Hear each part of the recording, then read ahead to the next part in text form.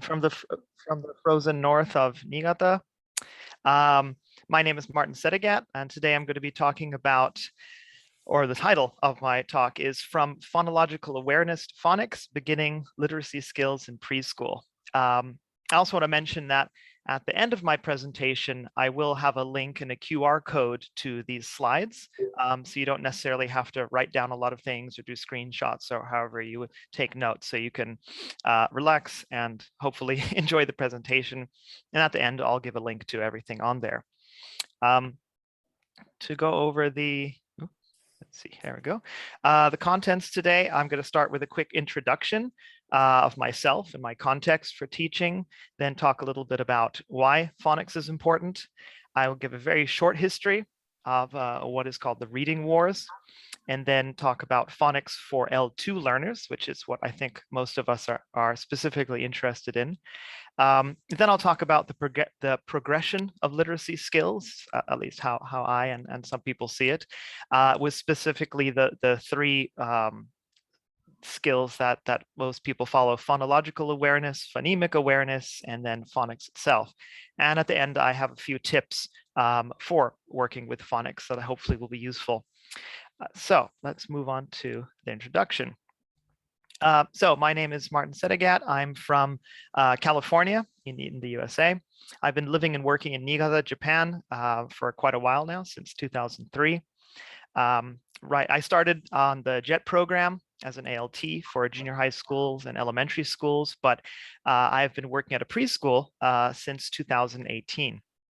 And right now I'm the program chair for the Teaching Young Learners SIG, SIG, and also the Young Learners chair for the brand new Art SIG, which is just recently or is right now becoming an official SIG. So hopefully people will see some information online or out about that soon.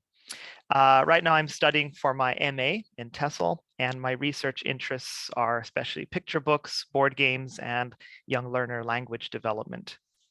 So that's about me. In terms of where I teach, as Ruthie said, I'm at the Niigata University of Health and Welfare International Preschool, which is a school attached to the university. So most of our students are the children of faculty or staff of the university. We have students from about 0 to 5 years old, and we have split them, for my classes, we split them into 3 groups, 0 to 1, 2 to 3, and 4 to 5, with an average of 6 children in each class. So it's quite a small school. And we have English lessons twice a day. I'm the only English teacher there, so I have lessons with all the students twice a day, every weekday. And depending on age, you know, the youngest students, we do maybe 15 minutes for each lesson, whereas the oldest students, it's 30 to 45 minutes per lesson.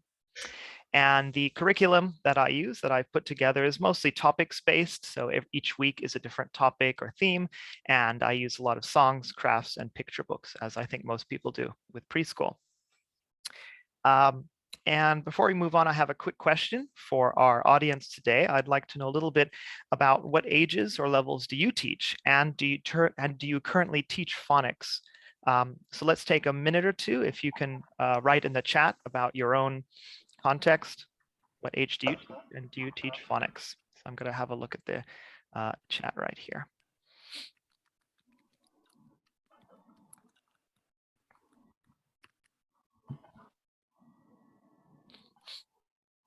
Kindergarten, elementary, 1 to adult, phonics, yes. Phonetics, okay.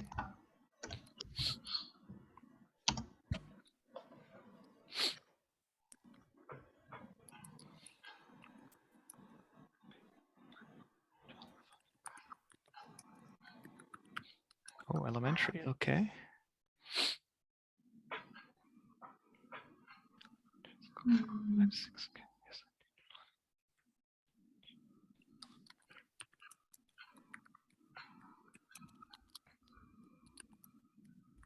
Okay.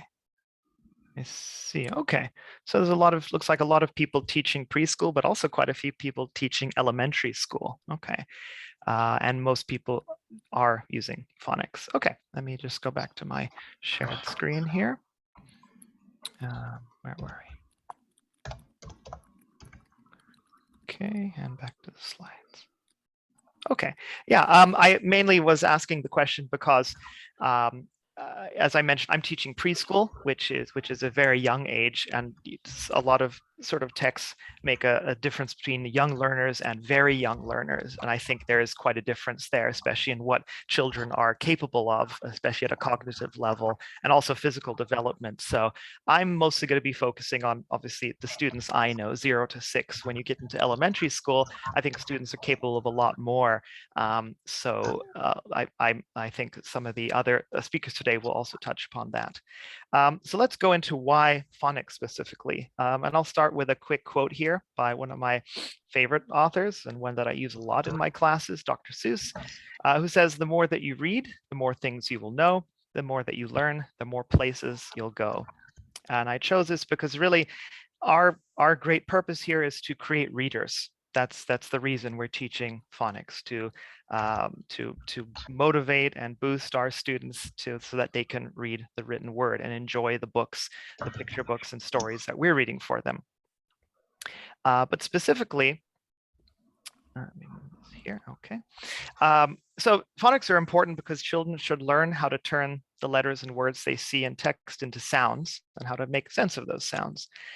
It's especially important, I think, for most of our students for whom Japanese is their first language, their L1, because English has a lot of phonemes or sounds that do not exist in Japanese. A lot of the R, L, TH, WH, V, and other sounds as well. So where phonics is mainly, we're helping them to become readers. It's also very useful for pronunciation practice. So we can help them to learn those sounds that they're not going to encounter in their own language. Oops, there we go. Also, as far as I can tell from here in Niigata, phonics skills are not part of the standard public school, elementary school and junior high school curriculum. They don't really encounter it. Some teachers do use it, some ALTs do introduce it, but it doesn't seem to be a big part of textbooks and the main curriculum. So at my level at preschool, I feel if I can give children this boost early on, it can build up their confidence and their motivation and help them if they do want to, hopefully, if they become readers in later years. Also, if we teach children phonics in a clear and structured way, that is from the small parts to the whole, which we'll go into later, I think that they can understand English spelling is in most parts systematic and logical, and they will use it to create their literacy knowledge. And finally, as I said with the Dr. Seuss quote, our goal is to turn listeners into readers. Okay. A little bit here about the reading wars. Some people may or may not be familiar with this. This was a big debate that took place in a number of countries. Mainly, I know about it from the US.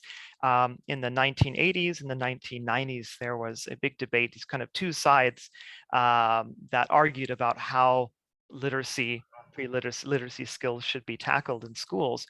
There was one side, which was the whole language, or sometimes the sight word approach, and there was the phonics or the phonographic approach.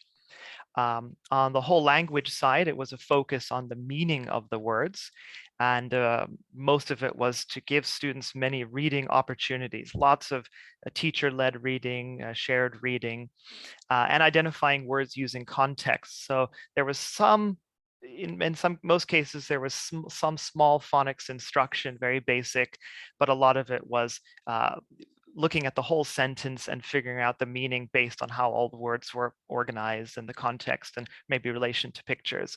And this is a holistic view of words, looking at the whole thing. Whereas on the phonics side, what we're talking about, this is the relationships between letters and sounds of spoken English. And it's really kind of figuring out this mysterious code, decoding the words and the spelling and seeing words in an atomistic view, in the small parts of it. Research and studies support the phonics side, definitely, but phonics alone, I don't think is really enough. So I picked this quote here from the national curriculum that's in England. While phonemic awareness and phonics are critical to a child's early reading success, they should also hear, share, and discuss a wide range of high-quality books to develop a love of reading and broaden their vocabulary. So I bring this up to stress that learners need opportunities to see and hear what all of this phonics, what it's all leading up to. So all of these sounds and words need to be put into meaningful context, stories, songs, chants, and these kind of activities to show that this is why we're learning phonics. So phonics by itself isn't going to do it. It's phonics plus other activities to show, what the end goal is. So let's look now at phonics for L2 learners, which specifically are what we are doing here. So I have one more question for the audience. So what would you say, what are some of the advantages or challenges in phonics instruction for L2 learners? Maybe many of us encountered phonics when we were learning English as our native language in most cases, but for teaching here in Japan, Japanese children, what are some advantages or challenges that they may face or we may face as teachers? So I'm going to go back to the chat here and take a look at what people are writing.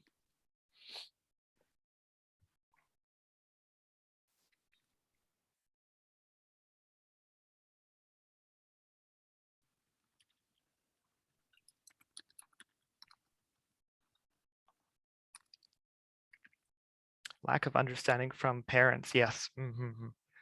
English sounds. Mm-hmm. Romaji. Yeah. Yeah.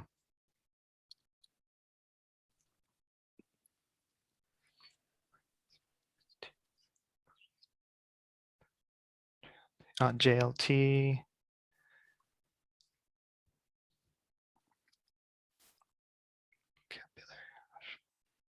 Katakanization. Yep. Definitely. Okay. Yeah. A lot of really good notes there. Yeah. Definitely. A lot of people are bringing up the Romaji sounds, katakana sounds. That's a big one. Lack of vocabulary. Okay. Yes. Okay. Excellent. Okay. Good. Good. Yeah. Let me go back into here. Okay. All right. So some of the, where am I here? Okay. Some of the reasons that I've put on here. So in terms of advantage, many linguistic skills that children might have learned in their L1 in Japanese can transfer to L2. For example, just realizing that symbols, printed symbols, where the hiragana, katakana, or kanji, does turn into sounds, into words that have meaning. Obviously, kanji is totally different. Children for whom L1 is Chinese or Japanese, the kanji it's a symbol-based system. It's not based on it's a symbol-based system, sorry, not based on syllables, but hiragana and katakana is kind of close to that. Also, the effects of phonics instruction may seem modest for L2 learners because they're both learning the pronunciation and the meaning at the same time. It's different than if these were kids in America learning English as their native language. They already know the meanings of the words. Now they're just picking up what, oh, C-A-T means cat. I know what cat is. But for L2 learners, they have to learn the sound and there's the meaning as well. So it's going to take longer. It's going to not be as maybe a dramatic growth as we might think. Phonics or decoding, yeah, provides pronunciation, but not the comprehension of the word, doesn't create the meaning. Knowing how to say a word doesn't always tell you what it means. So that's another process. And as many people brought up, phonological structuring in L1 can conflict with L2. So what I mean by this is, and people brought this up with parents, for example, like at my school, I mentioned I'm the only English teacher there. There are many other teachers there. They do not speak English. But when I am not there or when I'm with another class, they are encouraged to try to use as much English as possible with the students, which is great. I like that. I support that. But I do often hear them using English with incorrect pronunciation of words. And because children spend a lot of time with these teachers and also their parents, many of whom don't speak English, they may be, even though the parents may mean well and they're trying to use as much English as they can, there may be a lot of incorrect usage of it.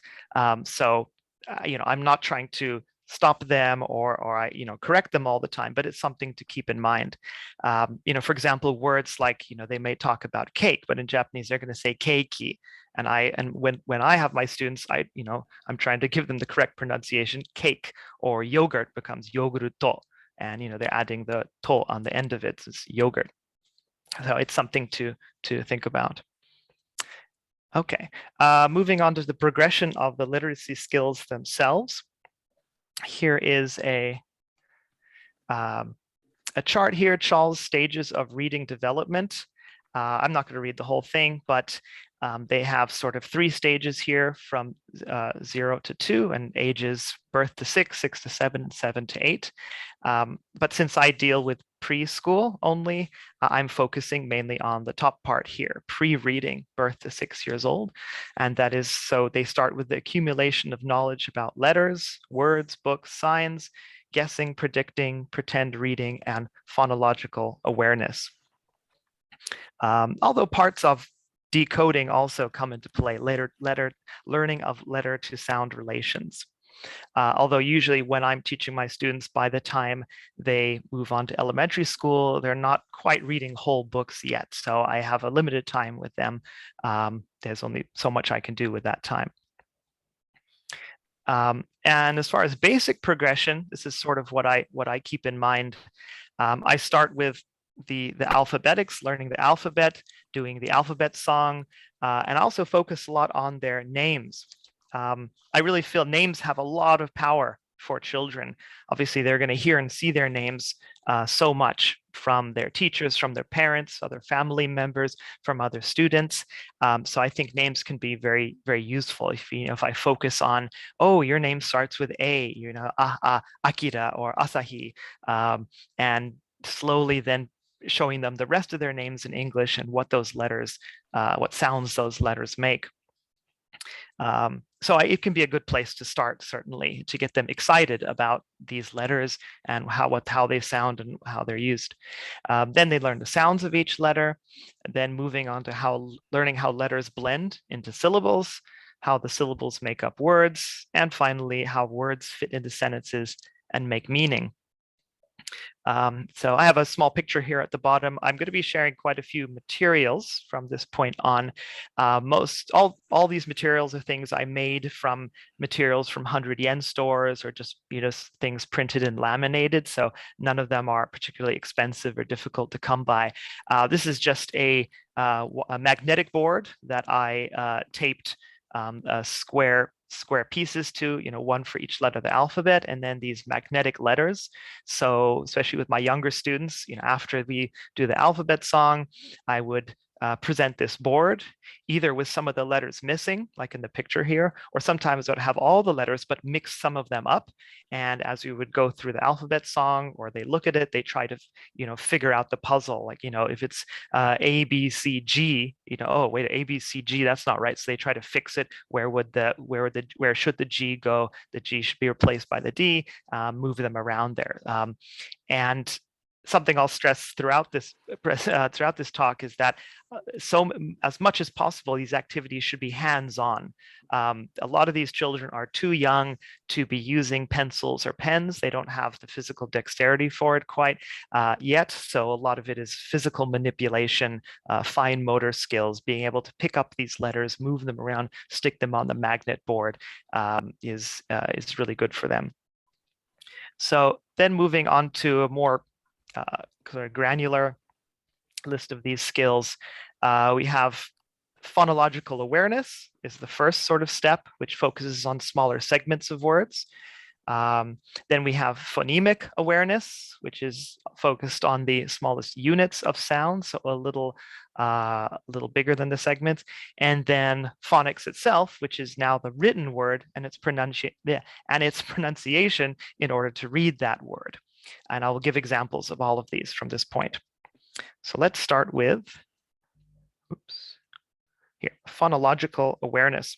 Okay, so phonological awareness is being able to hear and manipulate the spoken parts of words and sentences. One of these skills is syllables, which is a single unbroken sound of a word. So for example, I might present words that the students do know, like star and fish, and show them you can put these together to make a new word, starfish. which is 2 syllables. Or take another word they know, like backpack, and break that into 2 separate words, back and pack. A 2-syllable word becomes 2 1-syllable words. An activity I would do with this, on the right here, I have made a set of cards that have pictures of words with different syllables. So at the very top, you'd have book, pig, and egg, 1 syllable, all the way down to the bottom, helicopter, watermelon, and caterpillar, which are 4-syllable words. There's a lot of different ways you can use this for different games and activities. You can do a kind of, traditional Karuta style game. You put all the cards out and you either say the word or you give them a number of syllables. Oh, which word has 3 syllables in it, 3 sounds? And they would go for violin or elephant or jellyfish.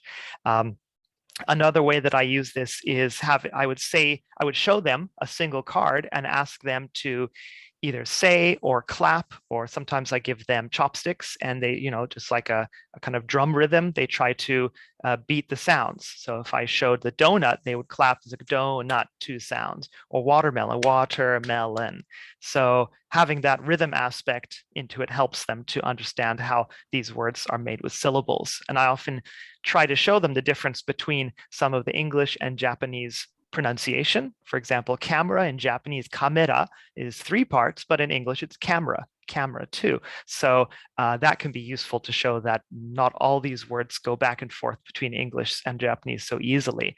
So it's important for them to think specifically about these syllables in English.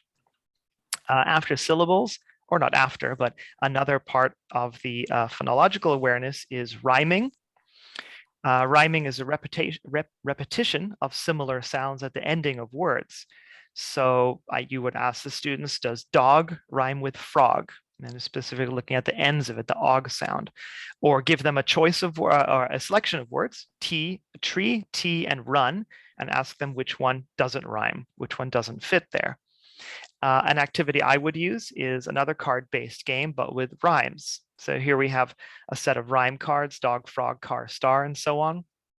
So I might put down the cards that are one half of the cards. Maybe I put down frog, star, 10, nose, tea, and run cards, and I hold on to the rest of them. So I would either say a card or show a card, for example, star, and they try to find which one it matches, car, star, for example. And this matches well with especially Dr. Seuss books, which are all about rhyming. So connecting this to picture books that are reading, pointing out the rhymes, I read the page and it's, oh, did you hear the rhymes? Let's read this again a little more slowly. And can you pick out the words that rhyme with each other? The next skill would be alliteration, which is the same letter or sound at the beginning of closely connected words. So for example, hat, hot, and head. What sound do all of these words start with? They're listening for that first H sound. Or what are 3 words that start with the letter T? You give them a T sound, and what words do you know that have that sound? The picture on the right here shows a game that I really like. And this is a game that has a lot of uses. So I'm going to explain a few here. I just call it the clip card game. So I make a set of cards. In this case, for alliteration, let's look at the top right one with a picture of a grape on it. So the student would have this card with the grape, and they would also have a clip card, a kind of laundry clip here. And they would clip onto the word that has the same starting sound. So it would be grape and ghost, and hopefully they would clip onto the ghost. But you can use this for lots of other things. On the top right, we have rhyming, for example, bear, chair. On the bottom left and at the bottom right, this would come later in the phonics stage where they read the word or look at the picture and match them up. At the bottom right, you have that magic E, so 4-letter words with E at the end. So I have sets of these cards that I've made for all kinds of different phonological and phonics skills. But for alliteration, I'm talking about the top right one there. Okay, and moving on to one more of the phonological awareness skills is onset and rhyme. So onset is the first sound unit of the word, like k, and the string of letters that follow. That would be the rhyme, the final part, at. So k, at, cat. So we can give examples to the students. If we put r and ed together, what word does it make? Ed, red.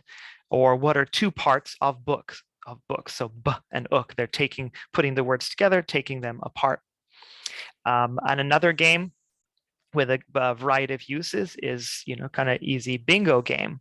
So these are sets of cards that I've used for, again, different phonics skills. So in this case, onset and rhyme, I would use the bottom right here. We have a set of digraphs, CH sound and SH sound.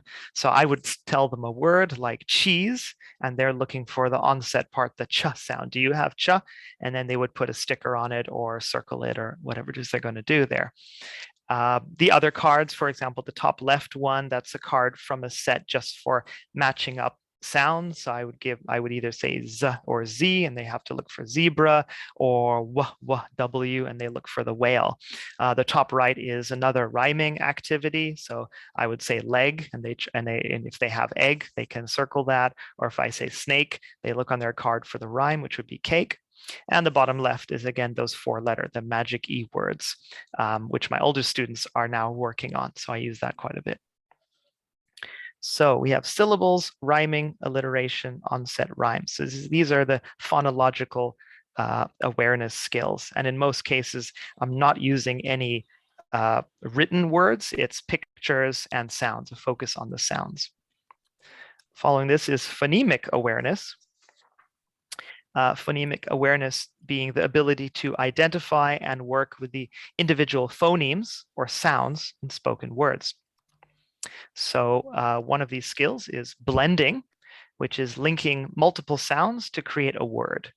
So for this activity, I have a number of small whiteboards and again, those magnetic letters. And I would give either students could work together if I want it to be a cooperative activity, or they work, each one has their own if I want to make it competitive. So I would give them sounds like b, s, and they would look for those in the letters and try to create the word. Is it b, us? Put them together. What word do they make? Yeah, and I mentioned the competitive and cooperative aspect. For my student, I really like using cooperative games as much as possible. Students at a very young age, some of them don't have the level of maturity to enjoy competitive games. They get very frustrated if they don't win. It's an important skill to have, certainly, but I like to use a lot of cooperation as much as possible. So many of my games, I try to think of a way to do it, which is not everybody against each other, but for example, the student team against the teacher team or something like that. And then, sometimes I let them win, sometimes they lose, but I think it's a very important factor to think of when you're playing games, like how competitive or cooperative do you want it to be? After blending is isolation, which is isolating a single sound from within a word. So here are a set of word cards on the right. These are what are called minimal pairs, which are very, very similar words. This is especially useful for students learning their L2, and for Japanese students, as I had mentioned before, that L and R sound or B and V sound. So for example, pilot, pirate, peach, beach, berry, very, eyes, and ice. So a few ways you can use this. You can, I would hold up both cards and I would say one, and hopefully they would point to the card that I said. I often switch it up after we practice it a lot. I give the students the role as the teacher. They choose the cards, a set of cards, and then they read them for their classmates, and the classmates try to guess or indicate the one that they read out loud. After isolation is then segmentation, which is breaking a word into its individual sounds. And another game that my students enjoy a lot. This is a really simple one made with bottle caps. So I collected a lot of pet bottle caps and I stuck a sticker on the top and wrote different letters on them. And I have different sets of cards for practicing different sort of levels of difficulty. So for example, just spelling itself, the top left for red, I have R-E-D, and they're matching up the letters to that word. But on the top right, for example, map, there is no hint. They only have the rhyme part, the last part of the sound. They're looking for the initial sound, that m for map. But there's a lot of different ways you can do it. For example, the bottom two with the pig and the drum, the pig one only has a picture and no letters at all. So they have to figure out the whole word. So this is a way you can play this game and ask them how many sounds are in map, app, there's 3 sounds, or what are the sounds in pig, ig, and they're looking for the p, I, and g. It's also very good for identifying the different shapes of letters. A lot of students have trouble with lowercase differences between D and P and Q and B, for example, flipping them around. So sometimes they have P, and I show them, oh, if you flip it around, you can make the Q or the D or whatever they're doing there. So that is segmentation. So for the phonemic awareness, those are the 3 I work on the most: blending, isolation, and segmentation. Okay. And the final skill is phonics itself, which is where I really focus on the actual letters, looking at the letters, reading the letters, rather than just the sounds. So phonics is understanding the written alphabetic code and its relation to the sounds themselves. So for this, rather than specific skills, I just want to share a few games that I've had a lot of success with. This game I just call letter sticks, where I get a bunch of these kind of popsicle sticks and I write the letters of the alphabet on most of them. And then I also have a set with just stars on them. So I put them in a cup, I mix them up. I make sure that there is 1 star for each child, or including the teachers, and then the rest are a bunch of mixed up letters. So I mix them up, and each student picks out 1 at a time. If it is a letter, then I can ask them, for example, what's a word that starts with that letter, or what's a word that ends with that letter? Or I can ask each student to come up with a word for that letter. If it's a star, that means that they have 1, and so then it goes to the next student, and we go until every student has picked out a star from there. Everybody has to kind of win at the end of it. So that's letter sticks. Another activity I use this is just a 100 yen ice cube tray. I wrote the letters of the alphabet at the bottoms of the tray and then filled them in with these little, I don't know, cotton pom-pom things. So the students use chopsticks to remove the color of their choice, and they can see a letter at the bottom. And for this, much like the letter sticks, I can ask them, oh, what's a word that starts with that letter? What's a word that ends with the letter? Or we could, after they've taken out a number of them, we could take the words we have and take the letters that we've revealed and see if we can build words with them. What words can we make with the letters you see here? And going back also to the hands-on, this is really good for those fine motor skills. Again, many of my 4-year-old students are only now learning how to use chopsticks. It's very difficult for them. So this is a good way for them to practice those skills, manipulating the chopsticks, pick out the color that they like, or reverse pick it up and put them back in there. Okay. Another activity, this is the simple kind of memory game. I have different sets of this that I've made. I could go very easily. For example, you could just have sets of pairs of pictures. So they have to flip over 2 pictures of a mouse, and they're learning the name of that picture. Then you move into letter to picture. So you could have letters like M and then the picture of the mouse. And finally, what I have here is words to pictures. So they have to match up, remember which is mouse the picture and which is mouse the word. I think everybody knows this game, but I put this in here because just a few weeks ago, whenever I play this game, I always ask the students, I have a set for every letter of the alphabet, or a pair for every letter of the alphabet, but it takes too long to do all of them. So I'll tell the students, oh, how many cards should we do today? We can do a set of 20, we can do 22, 24, whatever you want. And sometimes they'll ask, oh, why can't we do 25? Why can't we do 21? And I tried to explain to them, well, it doesn't work, because if you have 21 cards, one of them doesn't have a pair.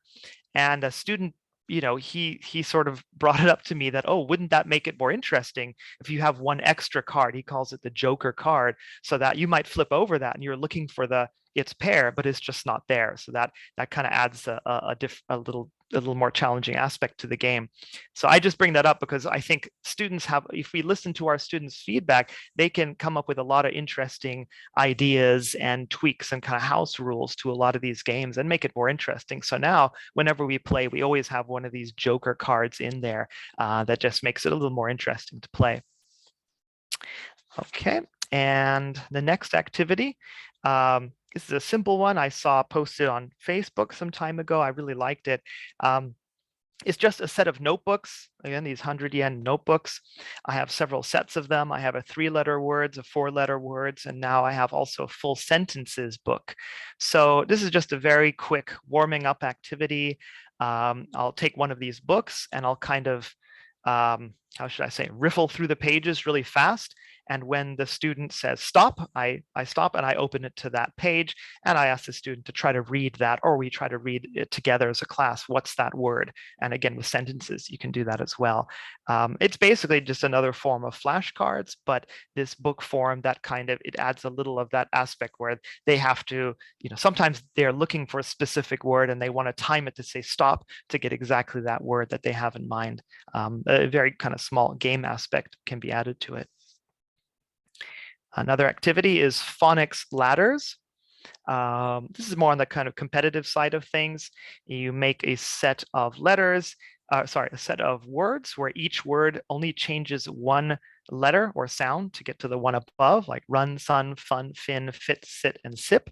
And the student, one at a time, or whoever his turn it is, will try to read quickly from the bottom to the top with the correct pronunciation, of course. And you can make this competitive by, for example, timing them. You could have a poster on the wall with the best times, and they always compete to try to beat each other, who can get the best time. The teacher, you can have your own time on there and they can try to beat you. There's lots of ways you can use it. And the last one I want to share is one I started using this week. I just call it silly sentences. And we had a lot of fun with this. So this one, I wrote down the words, but in the one I use in class, I would create essentially at the top, I would have animal, action, adjective, and thing, and the rest of it would be blank. So I would ask the students to, okay, please tell me, let's come up with 6 animals, and I'd write those down. Let's come up with 6 actions, 6 adjectives, 6 things. In this case, I'm using words that they all know and should be able to read based on how much we've studied in phonics so far. Then after that, when we play the game itself, we roll dice. So I would have 4 of the students roll dice. So let's say the first student rolled a 3. So that's a fish. The second student rolled a 5. Okay, that's going to be number 5 for actions, which is throw. The next student rolls a 1. So the number 1 adjective is big. And the last student might roll a 6, which is hat. So now we have the sentence, a fish throws a big hat. And we practice saying that, and then the students have paper and they draw a picture of that. So they're creating. My students are not old enough they don't really have the ability to write these sentences. I don't push that, it's too early for them, but they love drawing and I love seeing them draw and talking about their drawings. So they create their own kind of weird little sentences and stories. They all draw a picture of it and then we can look back on it later. And I will kind of write the English at the bottom, and we could even stick it together and make our own classroom book or something out of it. There's a lot of ways you could use it. That's a really fun one. Okay, and coming up to the last part, some various tips I'd just like to share. I would say for all of these phonics activities and things, I'd say practice these skills in small chunks. Maybe this is more a preschool thing, but 5 to 10 minutes at max. I would never do an entire lesson on them. It's very easy for kids to burn out on phonics if you do too much of it too quickly. As I've shown in some of the activities, I try to make them as active and hands-on as possible, something they can manipulate, whether it's chopsticks, magnetic letters, rolling dice, drawing pictures. So I don't do a lot of just worksheets. There are a lot of great free printable phonics worksheets on the internet, which are good to use, but I do those pretty rarely. I like the hands-on aspect of it. Also, something I really enjoy is what I call daily helper.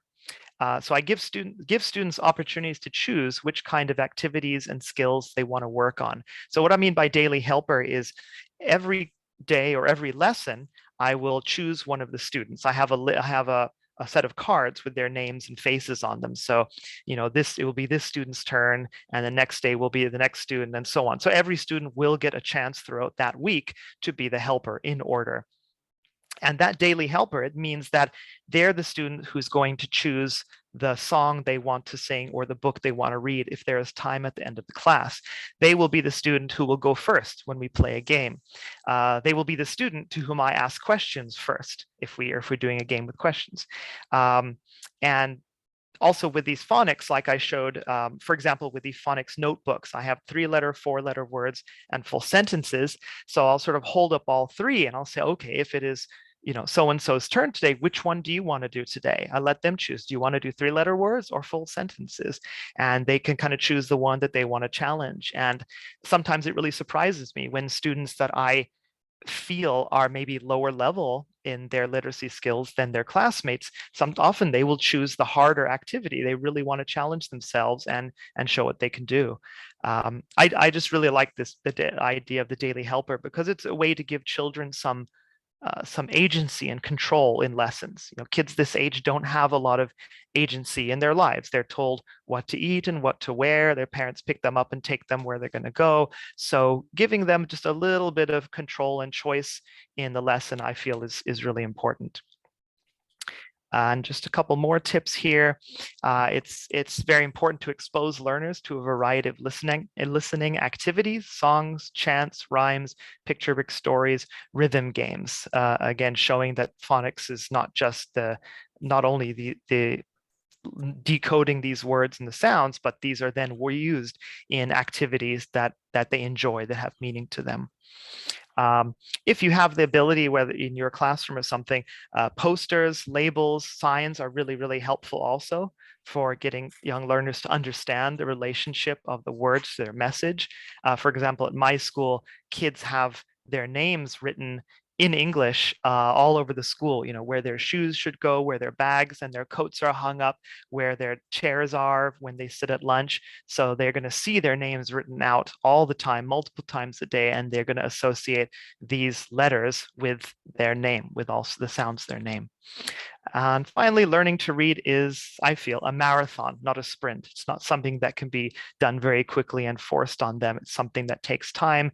And like I said, if I do a little bit at a time, I tend to, in my lessons, I'll do almost every day, maybe not every lesson, but every day, I'll do a little bit of phonics and I'll sort of choose some skills like, okay, Mondays will usually be some alliteration. Tuesdays might be some segmentation. And I'll try to, I don't always keep to that, but try to vary it, do a little bit of at a time, and when possible, give them a choice in which skills they want to practice. So in terms of credits, references, recommendations, again, I'm going to put the QR code up here in just a second, so you don't have to write this down. But these are some papers and books that I found very interesting and useful when putting together this presentation today. There's also a really good YouTube channel, the Reading League, which has some really fascinating talks about phonics, and this is it's a little more on the academic side, but some very interesting material. And I have to mention, for these slides themselves, I wanted something colorful. So this website, Slides Carnival, had a good kind of template, I think, for this presentation. So that is the end of my presentation. Thank you very much to everybody. Here is the QR code, which you can scan. And in a second, I will also put the link itself in the chat. And I guess we have some time now for questions, or if you don't want to ask questions here, you can also email me at the bottom. My email address is right here. Thank you very much. Thank you very much Thank you. for a fascinating talk about phonics. I just picked up some questions from the chat box. Yes, yes.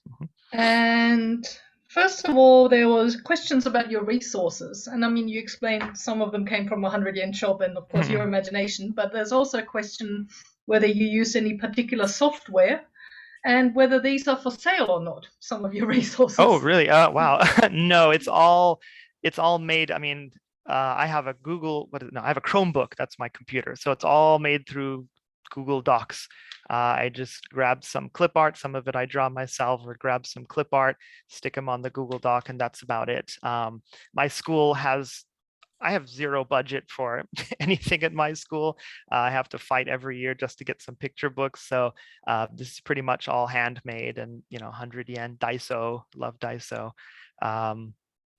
Yeah. But if people are interested, certainly, yeah, if you would like to contact me at the email address I put below, I'd be happy to share any and all of the resources that I have here. So please ask me if you want that. I can give you a link to my, I can make a folder with it's all kind of all over the place, but I can put together a folder with all these resources easily. I'm sure a lot of people would love that. Yeah, no problem Self-included. Okay, and there was another question whether, I mean, your students are all quite young, but do you stay with single letters or do you go into digraphs, and how do you explain short and long vowels and diphthongs and all those sort of things? So how do you go about explaining those and the digraphs? Yeah, so I have these sort of three classes, as I mentioned before. So for the 0 to 1-year-olds, it's pretty much just ABCs. I don't go much further than that. We do the ABC song. I have these plastic egg shakers that I got that, just for the rhythm part of it, A, B, C, D, and so on. And I do bring a lot of attention to their names. Like I have a student whose name starts with the letter A. So I will attach that to, okay, his name is, for example, Azusa, also apple, alligator, and all these different A's that match with that. So whenever he sees the letter A, whether it's in his name or in a book or in another kid's name, he always says, oh, that's A, that's A, that's A. So again, the power of their names is really, really powerful for that. And then the second level, the 2 to 3-year-olds, I've only started doing some easy phonics with them. I would say the 2 to 3 level is when I do I really push the sounds of it, not just their names, but all the sounds in general. D makes this sound, H makes that sound.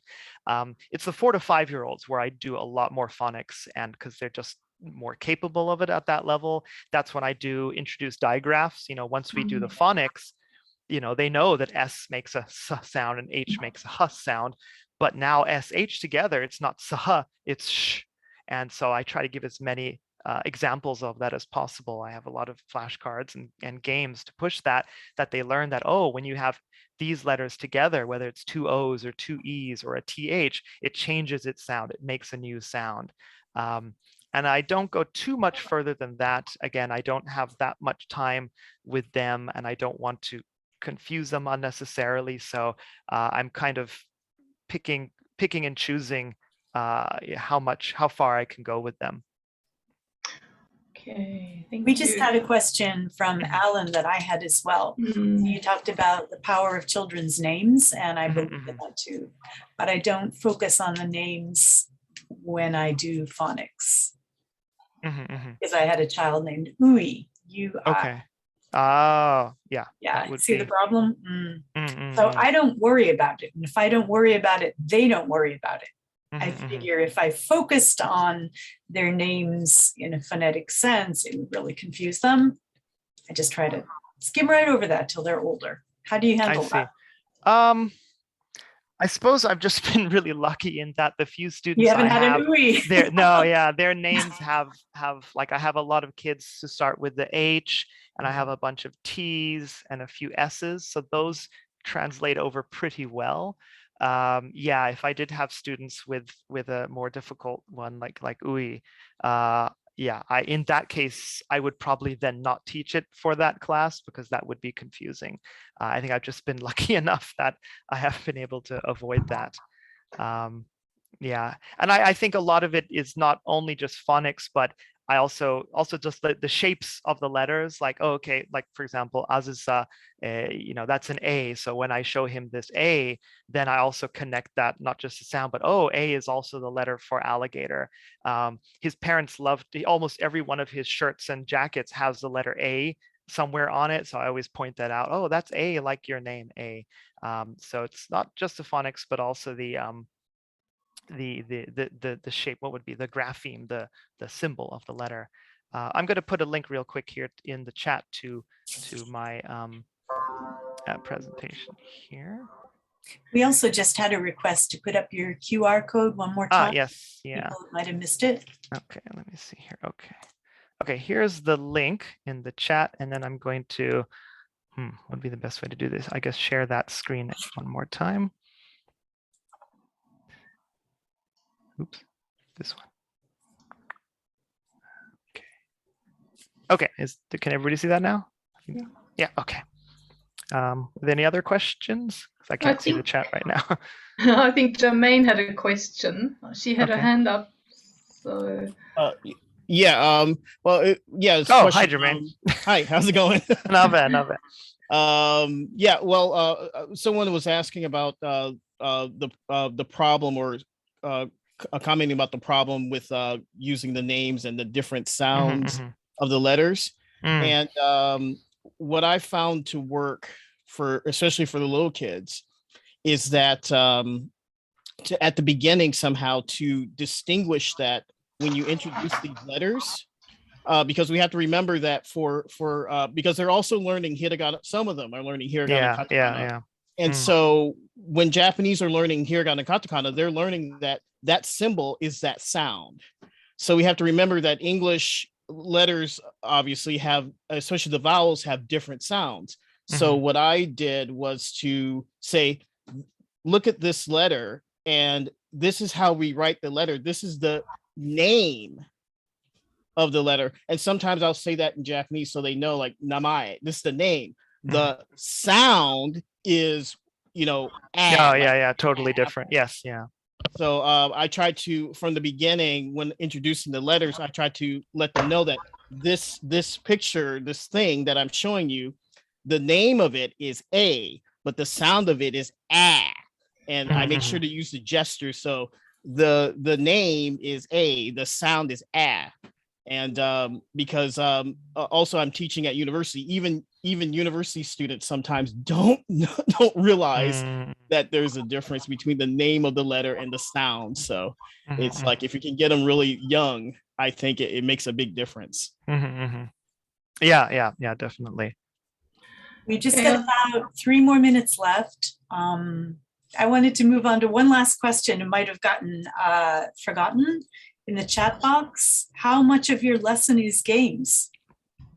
Ooh. The question. Whole thing is a game. No, that's a good question. I tend to, I mean, I'm sure most people do this. I try to move from, what would you call it?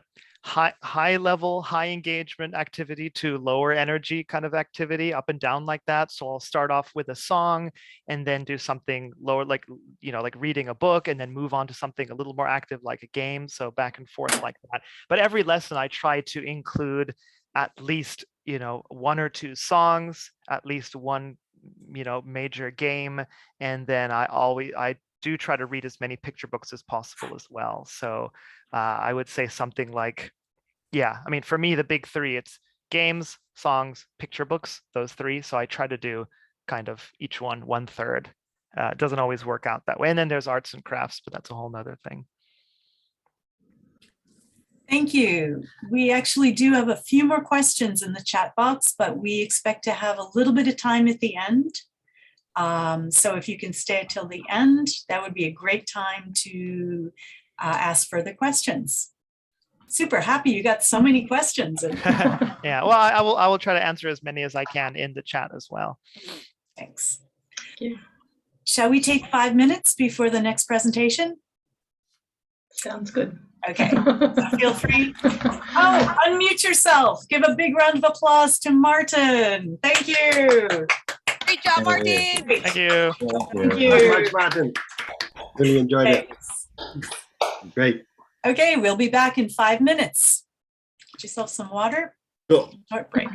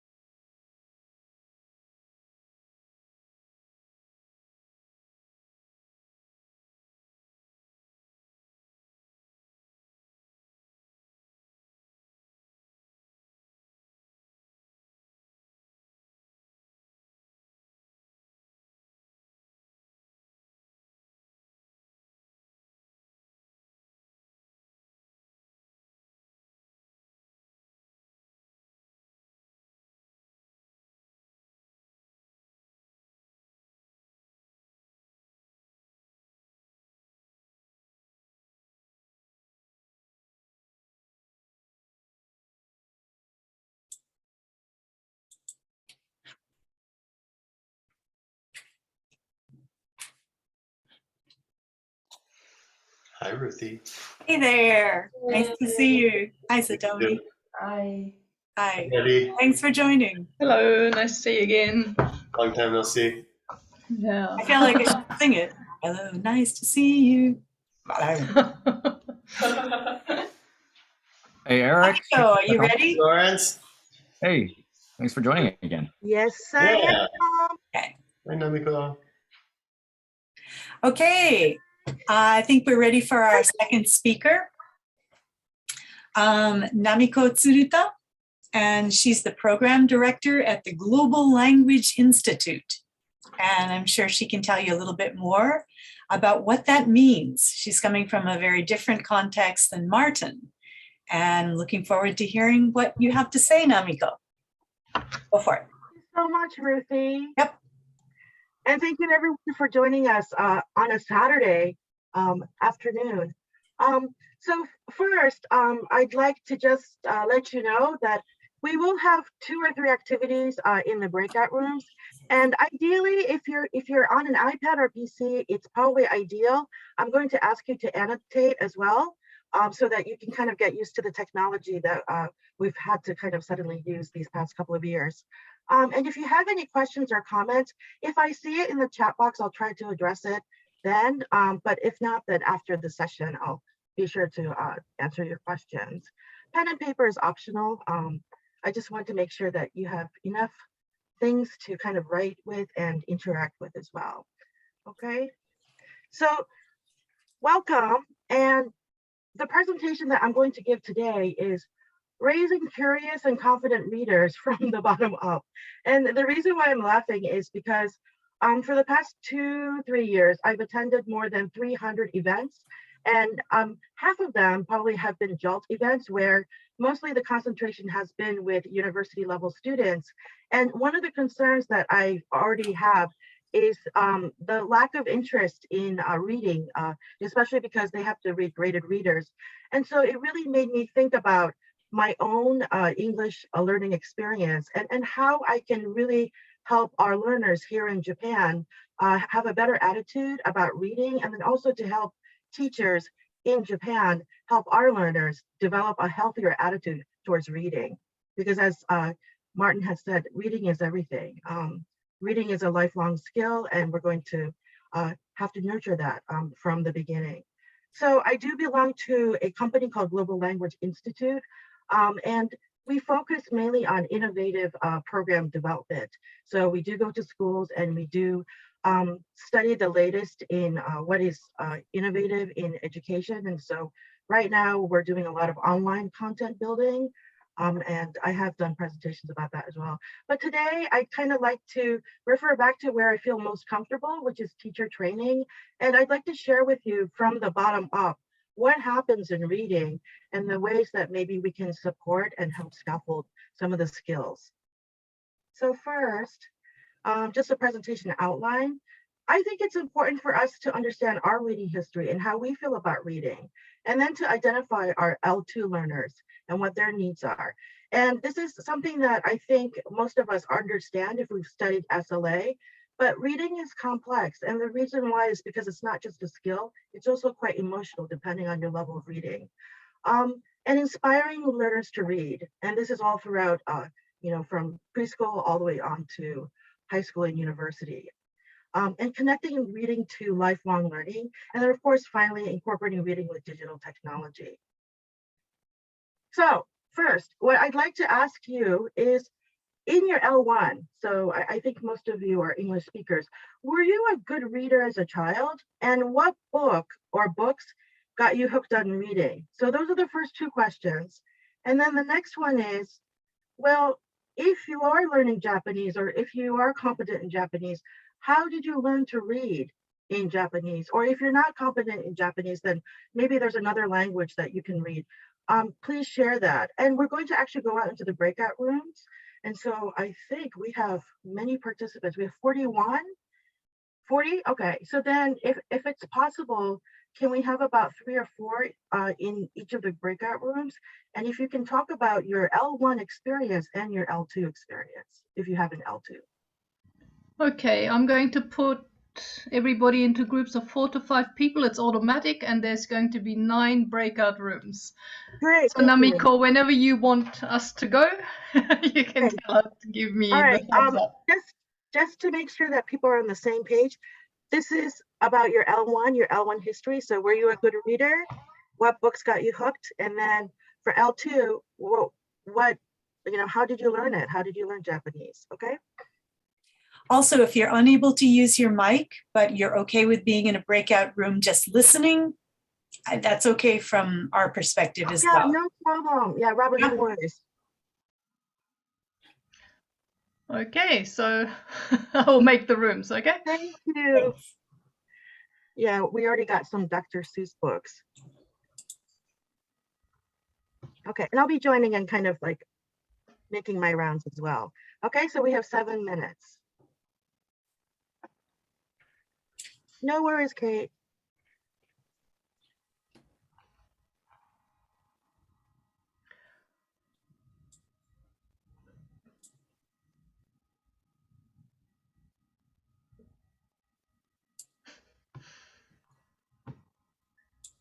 So I guess the hosts don't go anywhere, do they? I guess not. So there's about 3 people in each room at the moment, sometimes 4. But we can pop back and forth. Yeah, we can certainly. Yeah. Kind of me.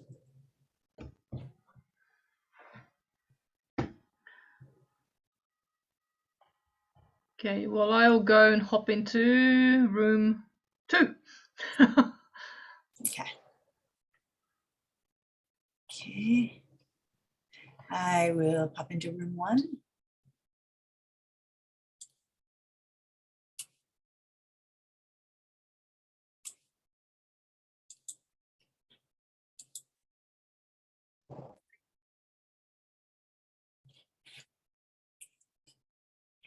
Hi, Taya. I think you're muted.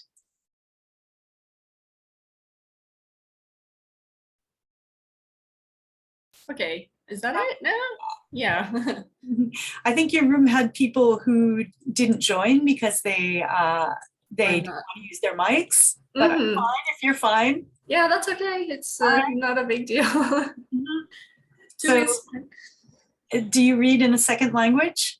I can read in Japanese, but it's very difficult. How did you learn to?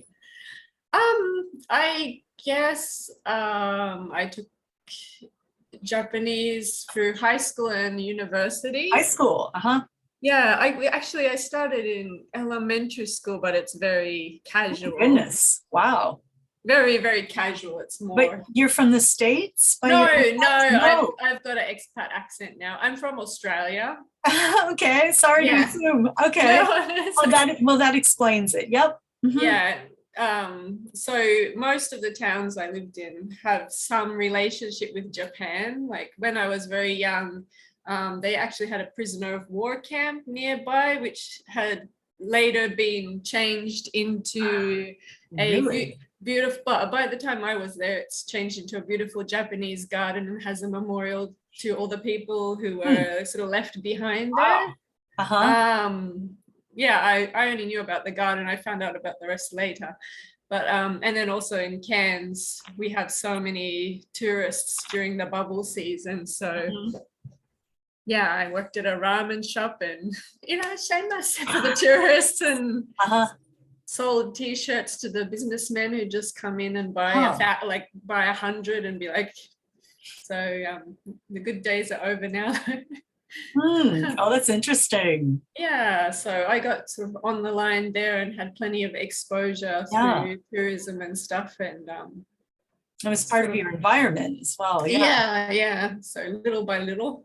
But yeah, I guess once I got up there enough, like working in the elementary school and that, you get a lot of chance to work on your reading and doing translations for foreign students and stuff until eventually came together. So I picked up a book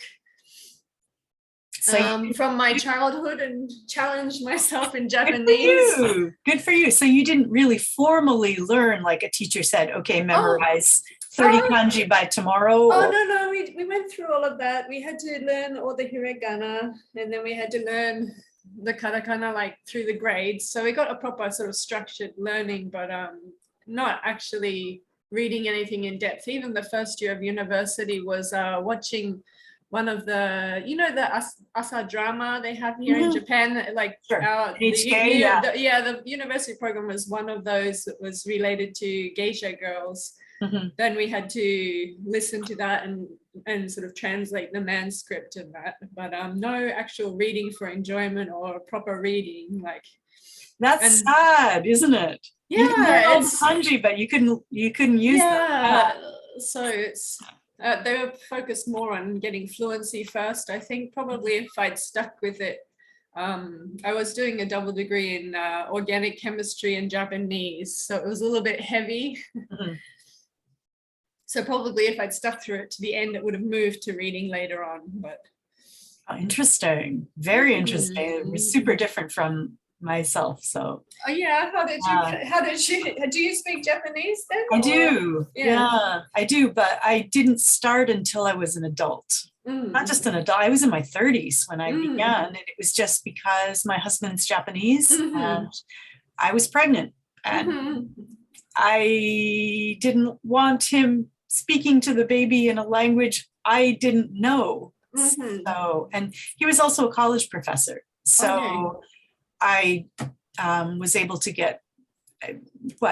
join the Japanese program for a deep discount at a very expensive university. Lucky you. How nice. But it was weird being 31 and heavily pregnant in this class with all these 19-year-olds. Yeah, I can imagine. Yeah, yes. It was weird, but it was a really good program. Oh my goodness, it was so good. And all our teachers were straight from Japan, and we had to learn all our hiragana and katakana in 2 weeks. Wow. No nomaji. We were not allowed to ever use nomaji. But 2 weeks is a very tough schedule. Like, you can't even, like, can you imagine learning phonics in 2 No. weeks? Like, No. So, we lost a lot of people in those 2 weeks. But I'm so glad I did it that way now. And kanji, of course, you just keep going and pile it on. It's an endless. But we read good chunks of text from the first. And because we weren't allowed to use romaji, we had to really, really try hard. And the harder you try, the deeper the learning sets in. Definitely. Right? Yeah, that's true. Yeah. Like, so if you just make the jump, even for speaking, I agree. Yeah. Yeah. So making that jump, the first month was really stressful. But once that was over, I was so glad that I had done it that way. So. Yeah, I can't imagine doing it in a month though. It's quite heavy. Yeah. But I was so glad. And then when my son was born and then my daughter, I was able to read them, their first picture books. I was able to read to them in Japanese, and yeah, then we moved to Japan. It's nice to be able to do that for your kids, like either or both. It's kind of fascinating for a lot of people. Yes. Okay. Wow, Hi. I got the whole organizer here. What's How much time was left? Oh, how much time is left? Probably Yes. we should all go back to the main. Yeah, that's what I thought. Yeah. Okay. Thank you.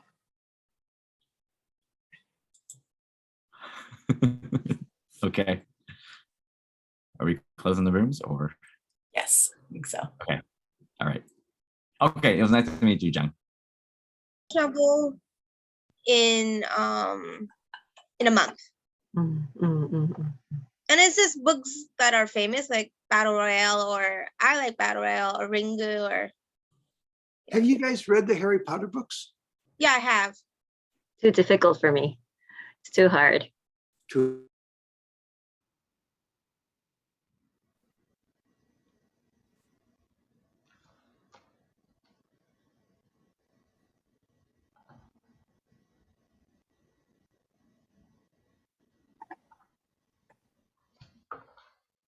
Okay. I see 12 people back. That's still another 27 seconds to go until they come back automatically. Oh, so it was timed. It must have been. It must have been a 10-minute timing, because that sometimes happens on these breakout rooms. A little long. Okay. Well, I think what I can do is shorten the other 2 sessions. Yeah. And then if it's possible, can you put me in a separate breakout room? I'm not sure if that's possible though, because I'll have to do that by hand, I think. Yeah. Because you can't move, can you? Yeah. Or Ruthie, could we make Namiko co-host so she doesn't move? She can move at will. Oh, that'll be great. Okay, everyone's back, or should be back. Okay. All right, then I will resume. Okay, so just to let you know, and then also I thought this is important because I actually was an EFL learner. So just to give you kind of a background of my reading history, music was actually my first language. Music is an international language, and I had, been listening to that in my mother's womb because my sister was studying music already. And then Japanese was my mother tongue, and so I heard a lot of stories. Books were read to me in Japanese. I didn't really learn how to read it per se because I was homeschooled in the United States for a couple of years, but I didn't really take it seriously because obviously the dominant language is English. So I did have many years of ESL classes. However, by the 5th grade, I had done enough extensive reading so I didn't have to attend ESL classes anymore. So I am a very firm believer that extensive learning or extensive reading is important. And I think the music background also helped with my listening as well. French, it was easy because English was my second language. So especially with any of the Romance languages, if you know English, then they're not that difficult to learn. Right now, I'm struggling with digital technology. That's my new language. And that's going to be something that will be for all of us, I think. Okay, so if you can now take the time to annotate, I'd like to know, I know that in the beginning, in the first presentation, you have been very specific about who your learners are. If you can just annotate with a star or just circle in the box, which ones are your learners?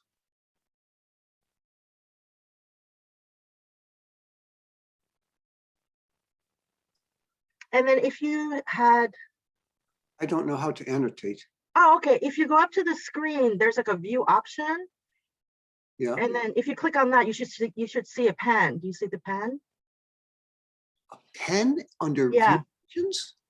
Yeah. No. You don't see it? They didn't give me one. There's a pen that says annotate.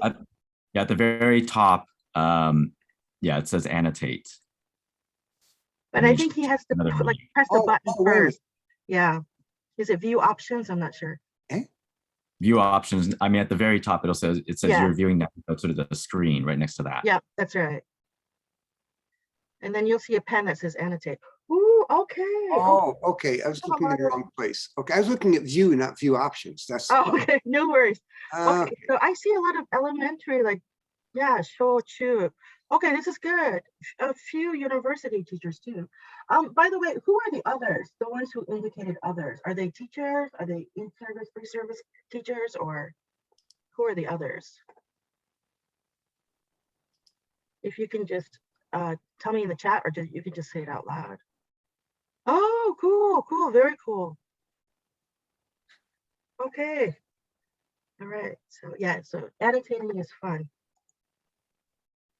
Okay, so these are your learners, and now I'd like to know. Oh, sorry, I always forget. Don't forget to clear the screen. I always forget to do that.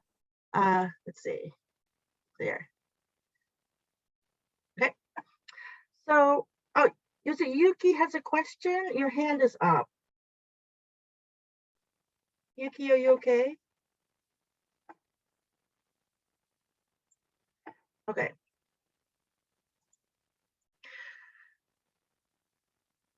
So first, okay. Sorry, I can't see part of my screen right now. All right, understanding reading through our EFL learners. So you've just indicated who your learners are. I'd like you to just kind of focus on one of your learners. So choose preschool or choose junior high, choose a university student.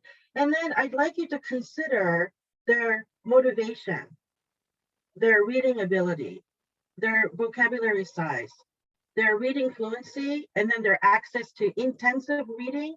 Intensive reading would be like their textbooks, and then if they have any access to also extensive reading resources. Okay, so I'm going to ask you to go to your breakout rooms and then just focus on some of your learners and then address these points.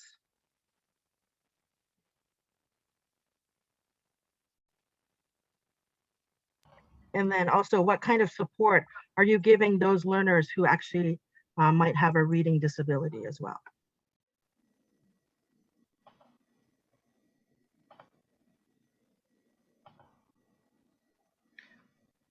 Okay. Okay, so I'll go for 7 minutes. I don't know where to time it, but I think, I'll start it now. 5 is okay. 5 minutes? Okay. Yep, thank you.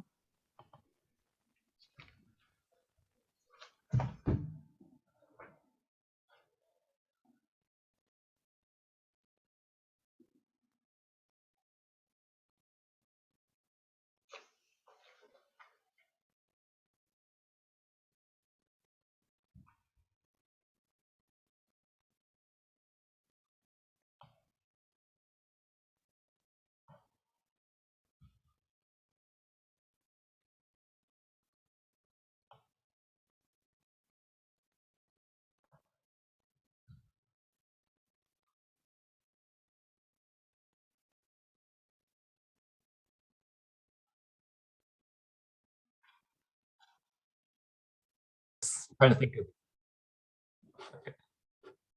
Okay. Okay. So do you where do you teach?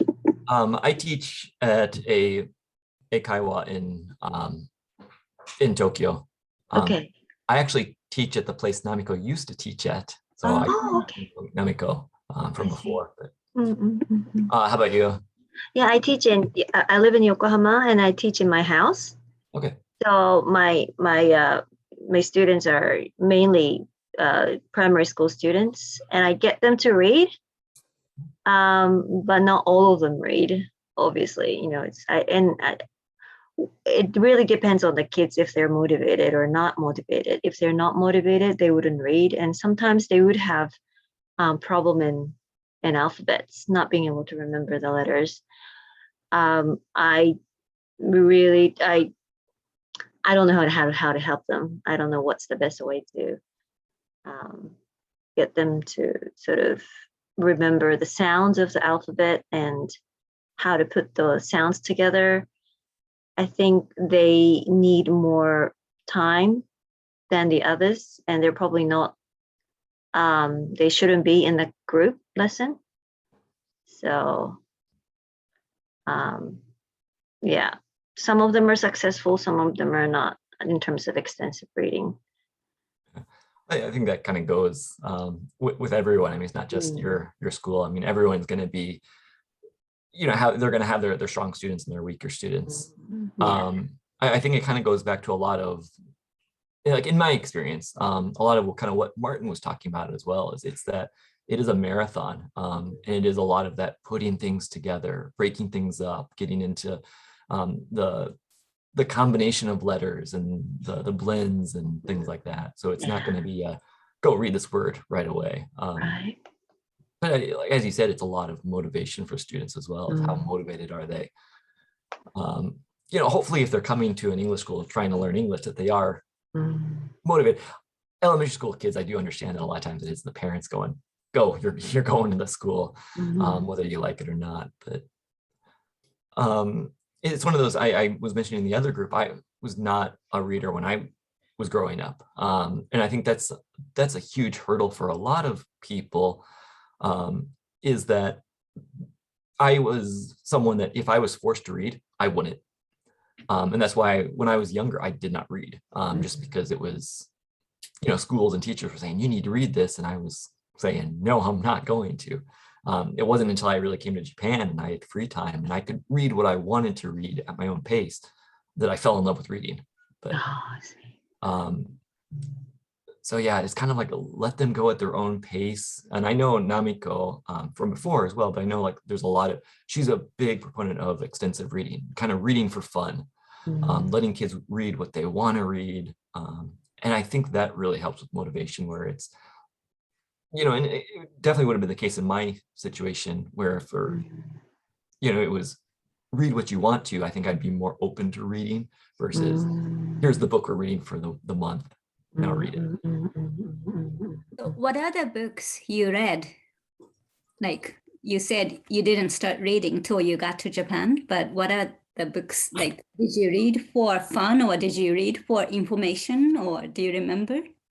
Like when I first started, I mean, like obviously I read when I was younger, but I don't know, it's like what really kind of got me reading, and this was in high school even, was things like Catcher in the Rye. That's my all-time favorite book. I've read that I don't know how many times now, but things like that. But like even like a Harry Potter series, I enjoyed those, and now I've kind of shifted more into nonfiction is what I tend to do a lot more reading of. But so books for fun. But yeah, very, very much it is more books for fun, is what has motivated me to reading. It is a lot of, and kind of now in the situation I'm in, I didn't mention I am starting my own school from April. So that's why I am kind of here and wanting to learn more. But it's, I forgot where I was going with that even now. But yeah, sorry, it's more like reading for educational purposes now. So I get a lot more nonfiction and trying to expand my knowledge. So. Are you using any platform for extensive reading? The school that I'm at now, we use the Oxford Reading Tree series. I love them.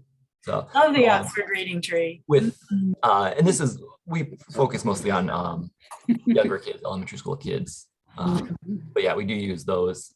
For me in my school, I'm trying to figure out what I'm going to be doing. But my cousin is a teacher back in the States, and she sells books kind of part-time.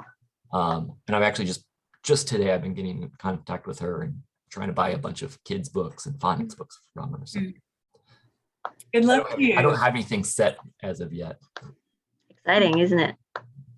It's exciting and nerve-wracking at the same time. You'll enjoy the last presentation because it's also from an Eikaiwa owner. And maybe give you some ideas for materials. Okay. I'm looking forward to it. Great. Okay, bye guys. Yep. Bye.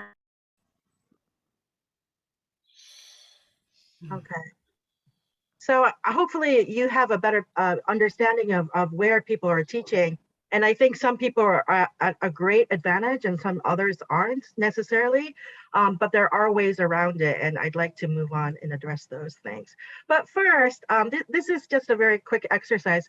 If you can read these statements, maybe these are statements that you've heard your colleagues make, or maybe these are statements that you've heard, people who are in your industry make. And what do you think about it? Do you think it's true? Do you think it's false? Why do you think that they're saying these things? Because how a teacher feels about their students' ability to read or how they feel about language learning has a great effect on what happens in the classroom as well.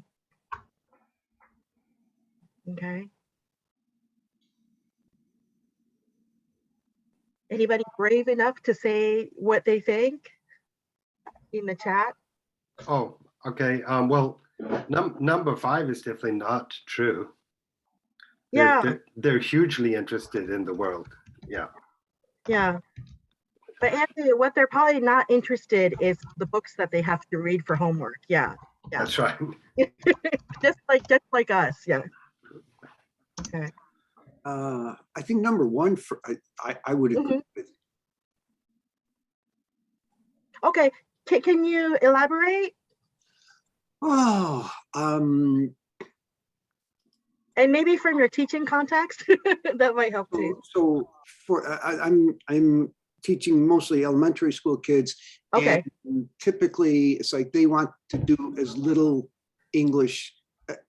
I'm making a gross generalization here, but generally they tend to want to do as little English as possible.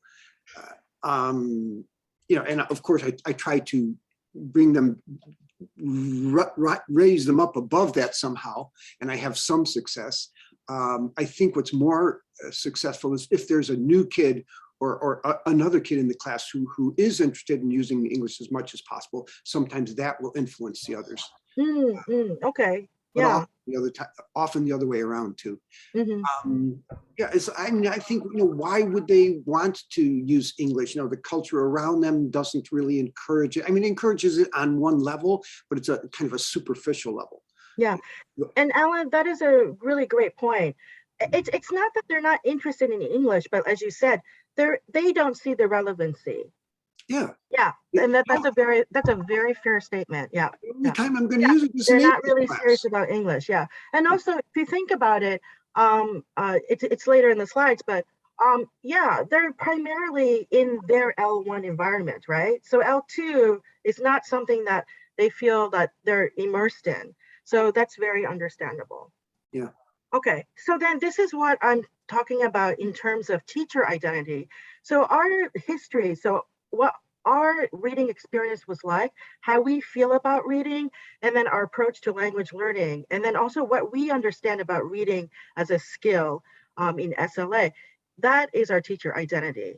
And then for students, personal social identities are greatly affected by their attitudes towards learning in school or outside of the school environment. So when you combine teacher identity and student identity, you can either end up with a powerful place for motivation, or a place where they don't want to belong. They feel excluded, and then as a result, they become, outside of society, which we call hikikomori, or the recluse. So especially when it comes to reading, I cannot stress this enough. Reading is a very emotional thing because there are people who do have dyslexia. I think it was said that in the UK, it's 1 out of 5. In the US, maybe 1 out of 3. In Japan, maybe 1 out of 7. We don't know because a lot of people don't come forward. So we do have to recognize that with digital technology and with more digital platforms, we will be able to somehow kind of narrow the gap and allow for more inclusive education. Okay, so if you did have difficulties with reading, especially like in Japanese, I encourage you to share that. I often share my ESL experiences with my students, and also my love of books. I have an obsession with picture books because the picture books were actually the first books that I read for extensive reading, and they were amazing books. And I'm still, really interested in picture books to this day. So please share your knowledge of language and your love or your dislike for reading, and share that with your students. As we know, L1 and L2, if you're learning them at the same time, then you're exposed to both languages. However, that's not the reality. In many cases, students are learning their L2, so English, after they're learning their first language. And you can imagine how Japanese and English are completely different with different codes. So in that sense, I think we do have to recognize that it is difficult, that reading is not something that's easy for them. And that, their learners' needs, interests, right? I think Alan mentioned that, well, they don't really see the relevancy, right? Well, it all depends on their development. And then also the environment that supports or maybe is not very supportive of their interest in reading and also developing their learner autonomy. I see some things in the chat, yeah. Yes. Okay, so I want to stress again, reading is a skill that is complex. And I didn't know this until I studied SLA. So I didn't know this until I took some courses in reading. And then, so we have to make sure that we ourselves understand the process of reading. And I think that Martin did a terrific job of, introducing the technique or the skills behind reading. And then what I'd like to do is continue with the higher order things. So one thing I want to stress is print awareness. So from the start, it should be a big deal. And I cannot stress this enough, but when kids are learning hiragana, that's really special and teachers really, pump it up. But when they're learning the alphabet too, it should be that exciting to learn a new language. And we forget that, I think, because we're adults. And so we approach it in a different way. And because we understand that it's about, decoding language. But for kids, it's a completely different thing. And if you think about print awareness, I mean, English is all around them, but they just don't realize it. We have to make them aware of that. Books, have them compare Japanese books and English books, because how you open them are very different. How you turn the pages are different. Those little things, make them take notice of that, because then they'll realize that Japanese and English are completely different languages. And the fact that they're not competent in English is okay. So that's a very important thing. I think he covered phoneme awareness, phonics, really well. And so, as we all know, with vocabulary and reading, it has to be automatized, right? So there has to be spaced repetition with vocabulary, sight words, all the, the phonic awareness, all the building of reading words and stuff, they all become sight words eventually, right? And reading fluency, extensive reading, speed reading, all of those things encompassing are what's going to help readers then do the one thing that is the most important thing, which is not the technical aspect of it, but higher order thinking skills, which is comprehension. So you'd be very surprised, but I've taught students who have gone to cram schools and they can read, but they can't understand anything. I've walked into junior high schools where they can read an entire page of a text, but they don't understand what it's saying. So if you're not comprehending, that means you are not engaged in the text. That means you do not understand. So none of this is going on. So making sure that the text that you're creating for your students are linking ideas from their prior knowledge, right? Because a lot of learners already have years of experience in their L1. Prosody, reading out loud. Prosody has to do with the intonation of your voice, how you speak in chunks to make your listener understand what you're saying. Inferences are very difficult, especially their cultural ones. You have to be able to kind of read between the lines of a text, and then understand not just logic, but the logic that is not necessarily defined in the text. Structural analysis, that's higher order, but it's still like what they have to study in junior high school and high school. Summarizing, predicting, clarifying, we know that all of these things are very high level, but they need to be able to do this in order to understand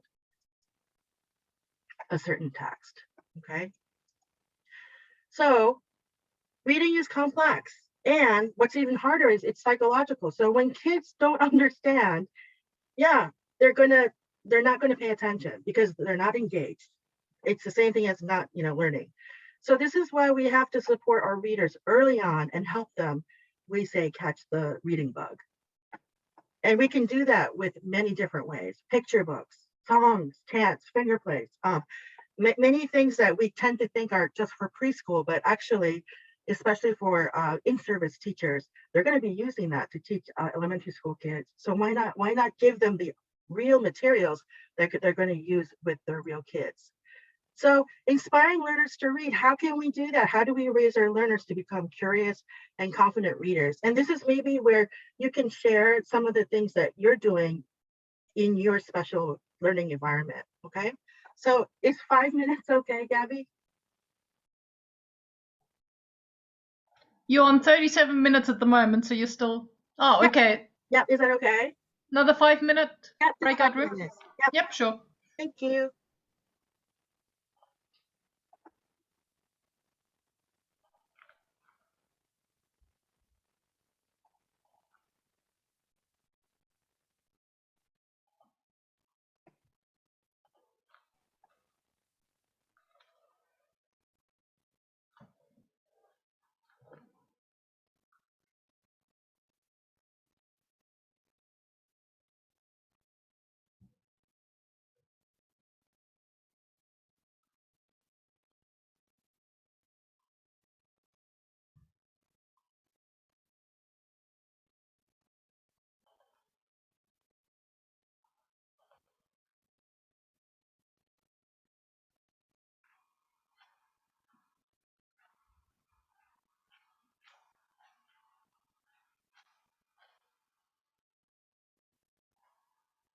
Right now. All right. Well, You have something? I mean, in my case, I teach elementary school. I'm a homeroom teacher. Oh, hi, Ruthie. Sorry, I don't have my camera on because I'm in a bathrobe and I'm taking care of twins. So I just got back from running right before this, so I'm in my running clothes. So makes me feel slightly better, but I feel like I should have been dressed up a little bit more. But anyway, so I teach. I'm just back from maternity leave this October, so that's the second semester. So I'm working with the curriculum development team and doing our spelling, like our weekly quiz words and stuff. But part of that is I'm also developing ondoku, like read alouds that match all of these spelling tests that I'm doing for first through 6th grade. It is a massive undertaking. I finished all of 1st and 2nd grade. I'm working on 3rd grade right now. But one of the things that our students have, as I mentioned in the last breakout, struggle with is there's not a lot of, as a school, up until recently, we haven't been doing a lot to teach reading properly other than, okay, let's read this text together all in class. There were a few teachers, myself and a couple of the teachers, who have been teaching for a while in other places and we're trying to bring that in. But as a whole, as a school, we had no uniform setup of how to do this. So we're revamping the curriculum. I'm doing the spelling. Someone else is working on other aspects of the curriculum. But what I'm doing personally is I'm adding these ondoku that match with the textbooks we're using and other level appropriate sight words and high frequency words, matching that all together and creating bespoke reading exercises that match each week's spelling words and also utilize previous week's words so that we're not just throwing those old words out the window. And I'm hoping that will help. Outside of that, one of the things that I do after lunch, when the kids are done eating, when they've cleaned up from lunchtime, because they all eat lunch together in the homeroom, I actually read to my kids. One of my 5th grade teachers did that. She read The Hobbit to us, was one of the books she read. And it's just like a nice, like relaxing, you know, the last 5 minutes before your next class starts. I don't read The Hobbit. Obviously, that's a little bit high level for my kids. But just having them see me reading as well is, I think, like I'm modeling good behavior. And I try to keep like a little sign that says, what is Mrs. Melendez reading? Whatever I'm doing currently. So I try to model, try to practice what I preach. Is that setting off any lights for you, Jeremy? Yeah, I like that idea of the ondoku and tying it in with other things that they're learning, kind of, you know, like bridging the, not necessarily bridging the gap, but just, you know, like that merging of everything. So. Well, it's nice for them to be able to see, like, it's not just they're memorizing these words in a vacuum. They're actually seeing the words used in a text. And ideally, the teachers will be choosing books and texts. We have like an online reading library called RAS. It's a program that they use in the States as well. But ideally, teachers will be pulling things from there too. But, you know, I'm kind of making these things now not knowing how they're actually going to be implemented next year. Just praying that all my hard work will be to the benefit of the students. Good luck, Michaela. Yeah. Thank you. That sounds great. Get you Yeah. guys later. I think, okay. People are back. They should all be coming back within 20 seconds. Okay, no worries. Yeah, well, this is like a 2-hour presentation, so yeah. Okay, I'm just taking the main points. Yeah, reading is a big one. But I want to make sure that, you know, like prior knowledge, L1, all the things that they already have are reinforced. Prior knowledge is so important. Yeah, right? Even Right? the ones. I don't take anything for granted. Seriously though, yeah. Things that adults know, there's no reason a child should know that or even be conscious of it. So yeah. Okay. So the reason why I'm getting all excited about this is because let's look at the current state of Japan, right? Okay, so we have a declining population. We have to hire more international people for our workforce. We're struggling to stay relevant in a global market, right? And gender inequality, right? Like we're like number 120 something, right? And then companies, international companies are stressing diversity, equity, and also not innovation as well, but inclusion, right? Inclusion. Okay? Yeah. We know that the literacy rate among Japanese is much higher than in other countries, right? 98, if not 99%. But their English communication skills fall far short, right, of their Asian counterparts. Why is that? And I'm sorry to say this, but the answer is very simple. Textbook coverage of diversity and inclusion, right, and the SDGs are surface level, right?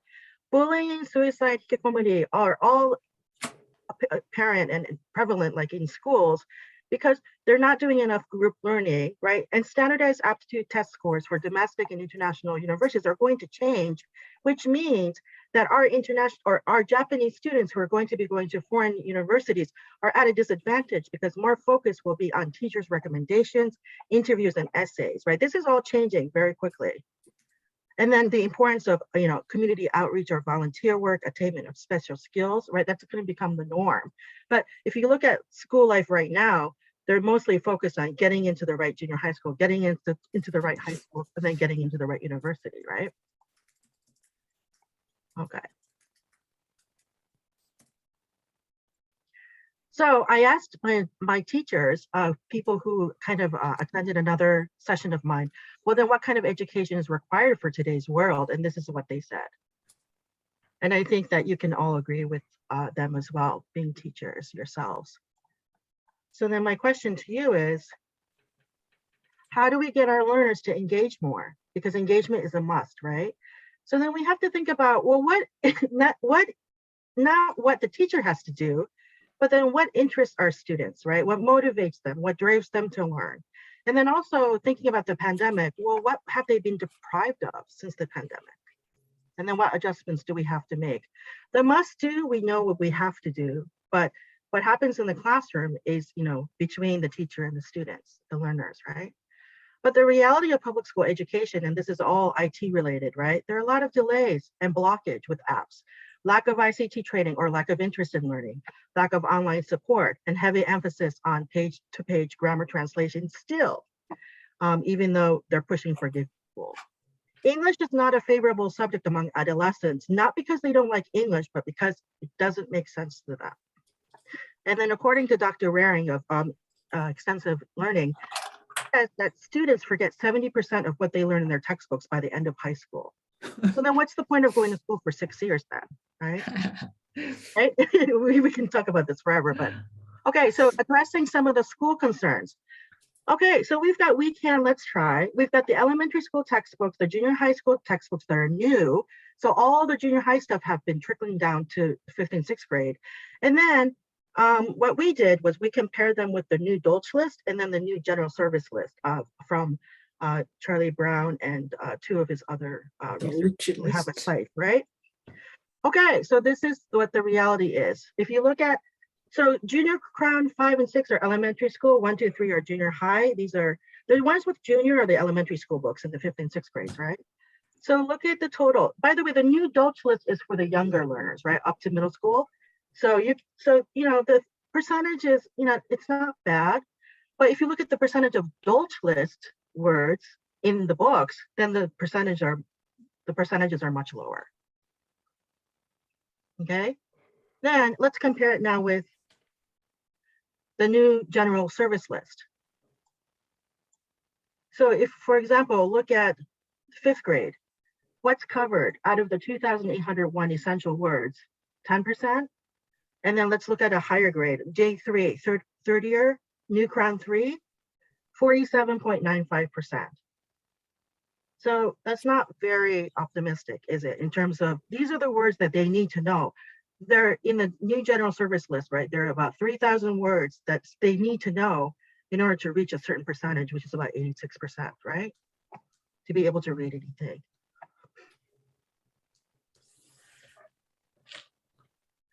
Okay, so this is a hypothetical question. You don't need to answer it. So what can we do about it? So reading is beyond the words, the text, right? It empowers, they're powerful narratives.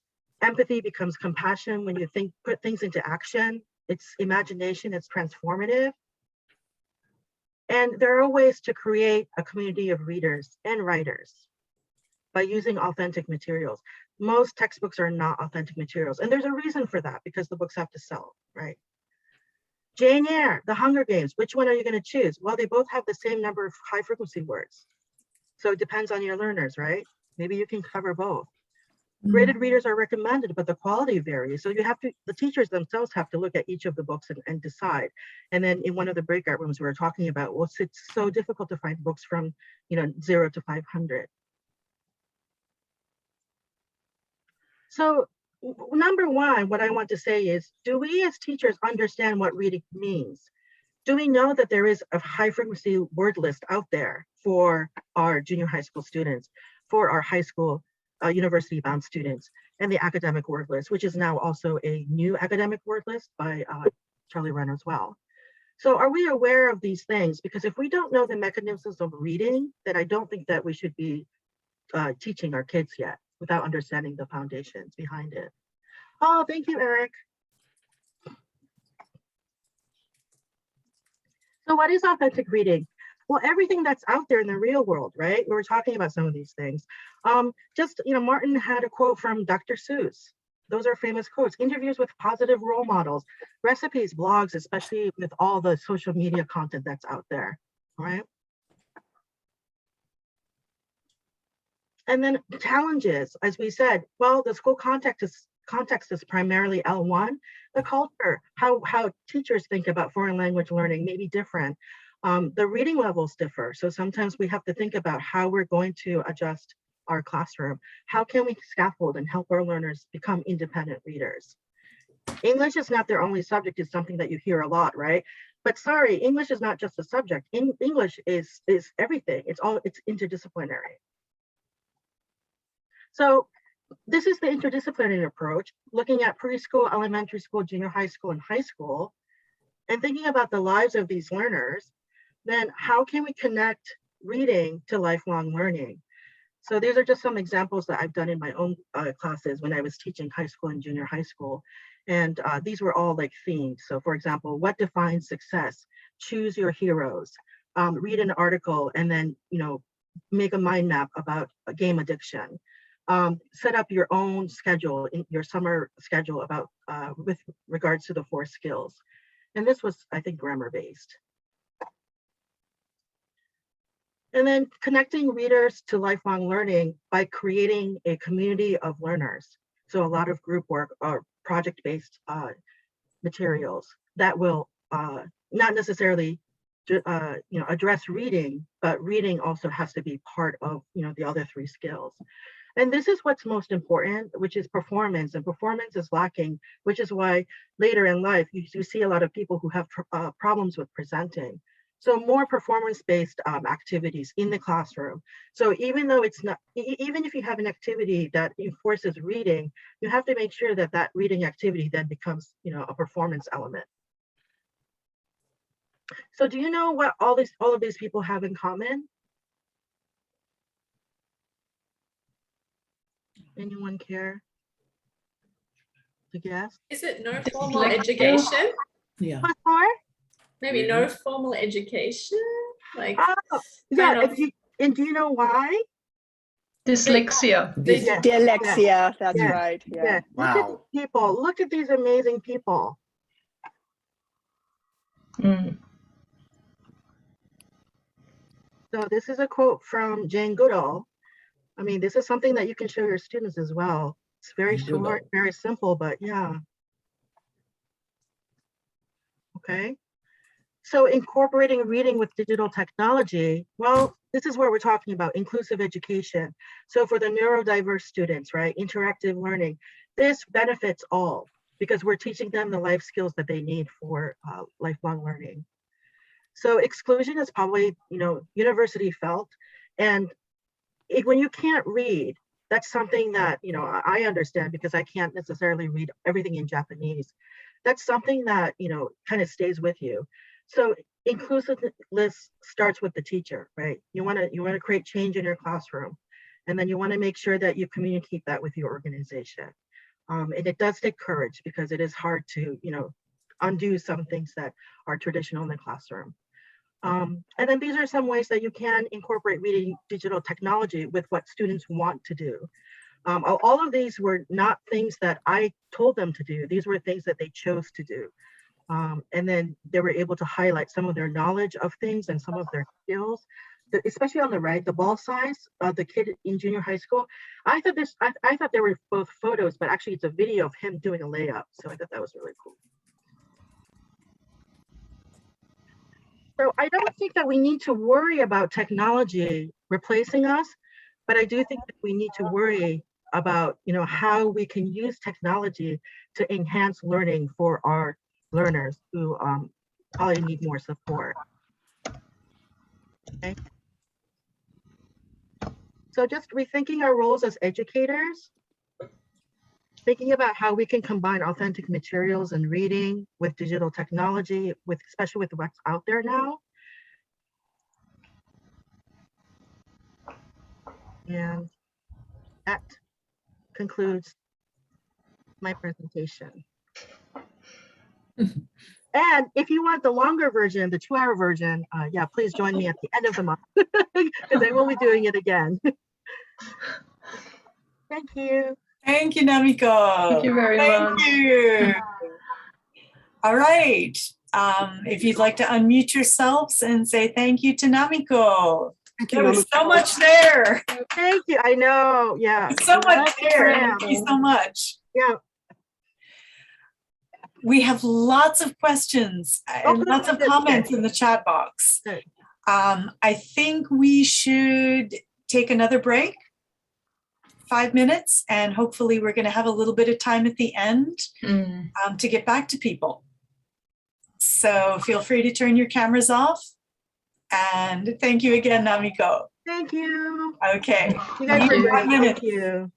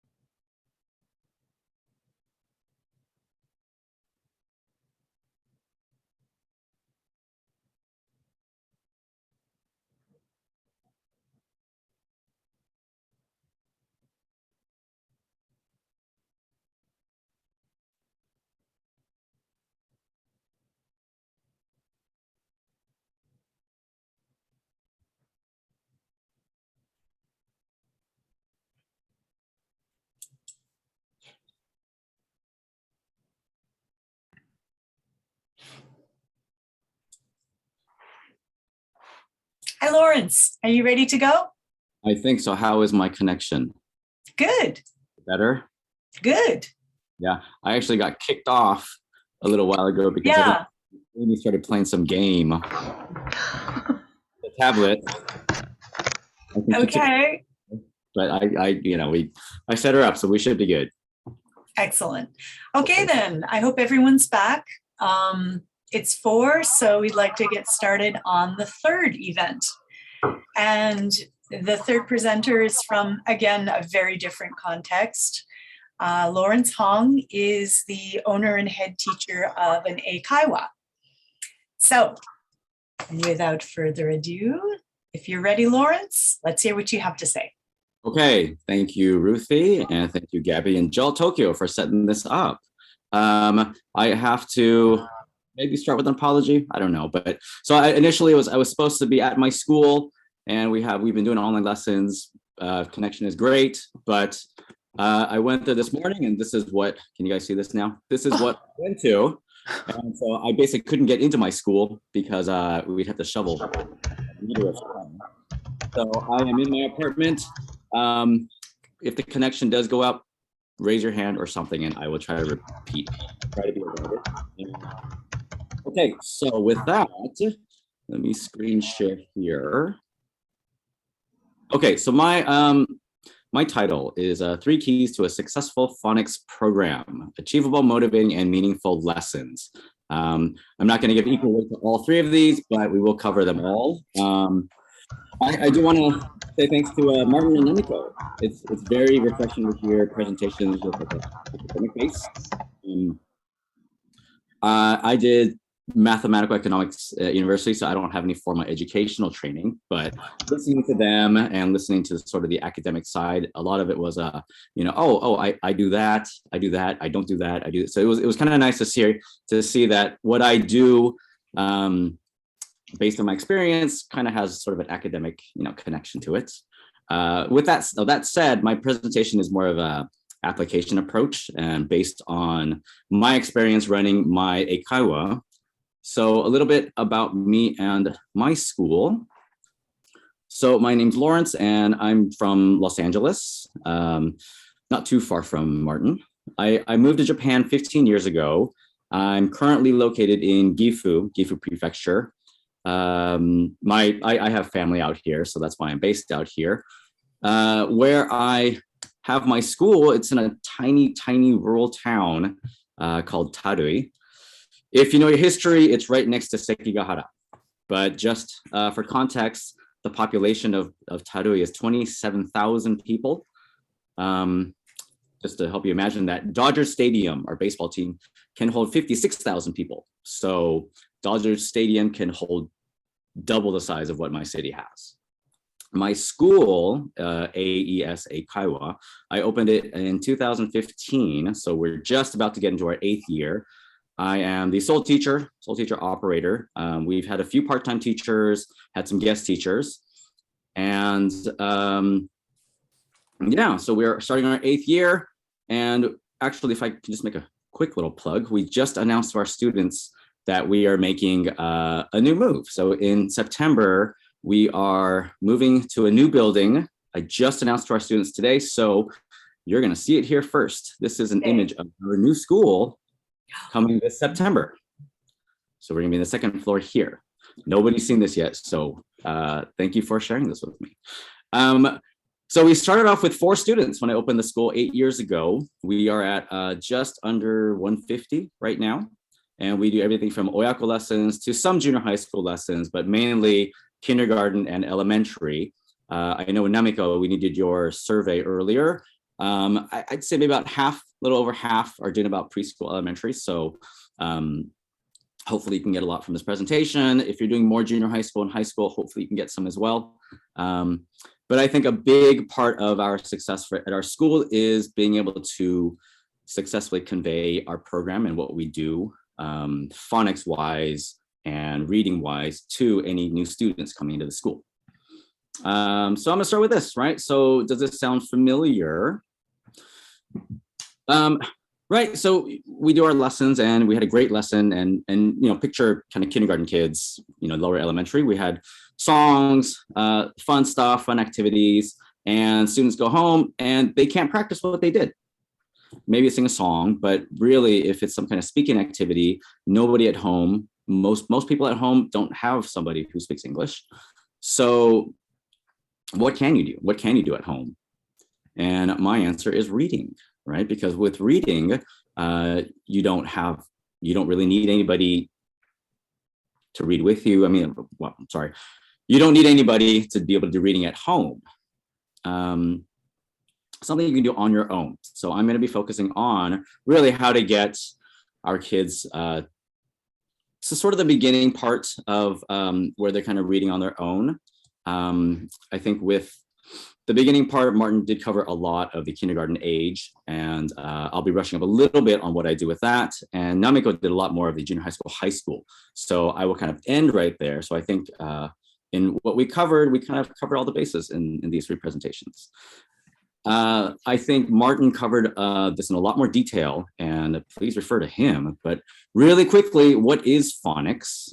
Reading and writing through the linking of sounds and letters and syllables, or sounds with letters and syllables. So very simply, right, you have k, a, t, s, n, sh, it, p.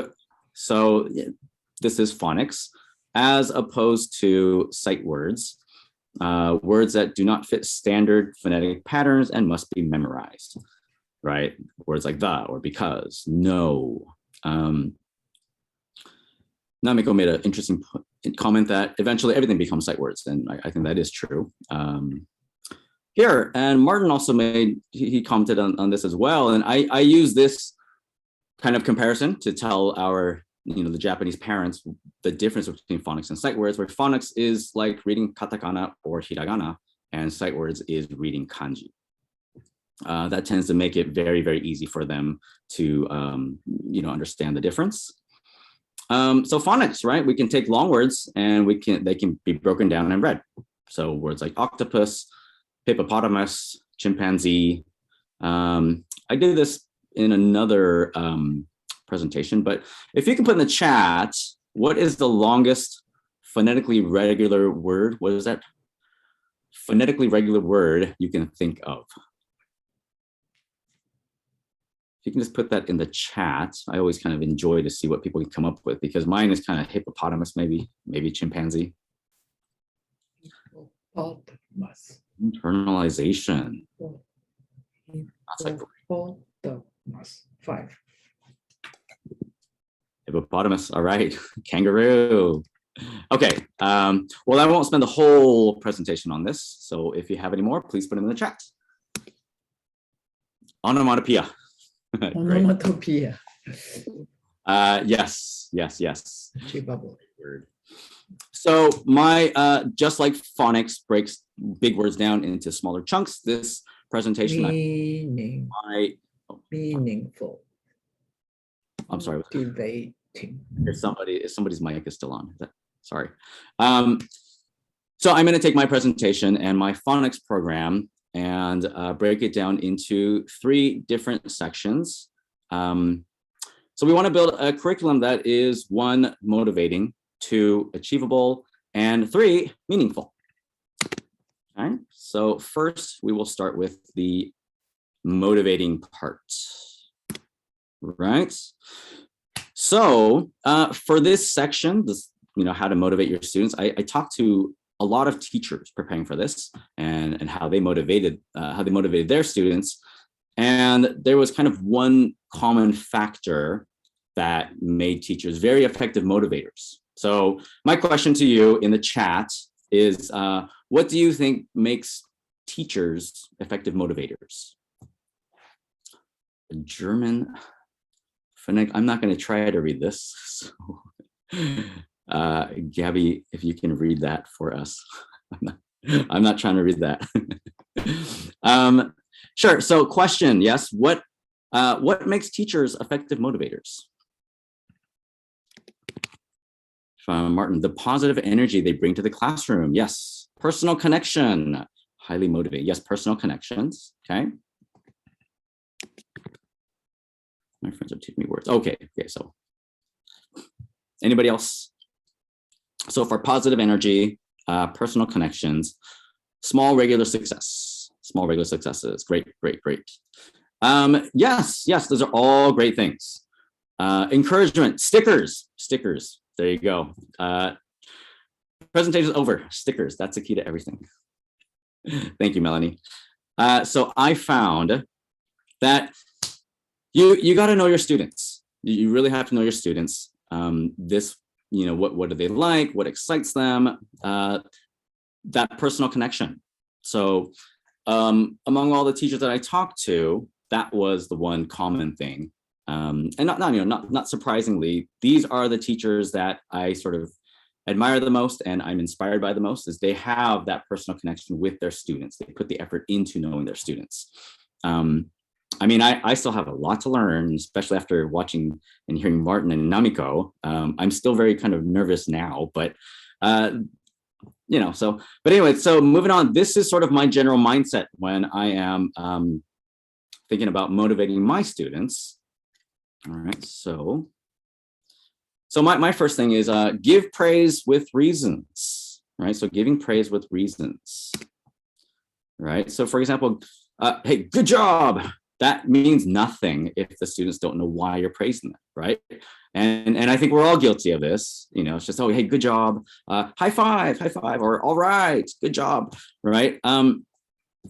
Right. So if there's no reasons behind your praise, it doesn't really mean much. You might make them feel good, but if they really don't know why you're praising them.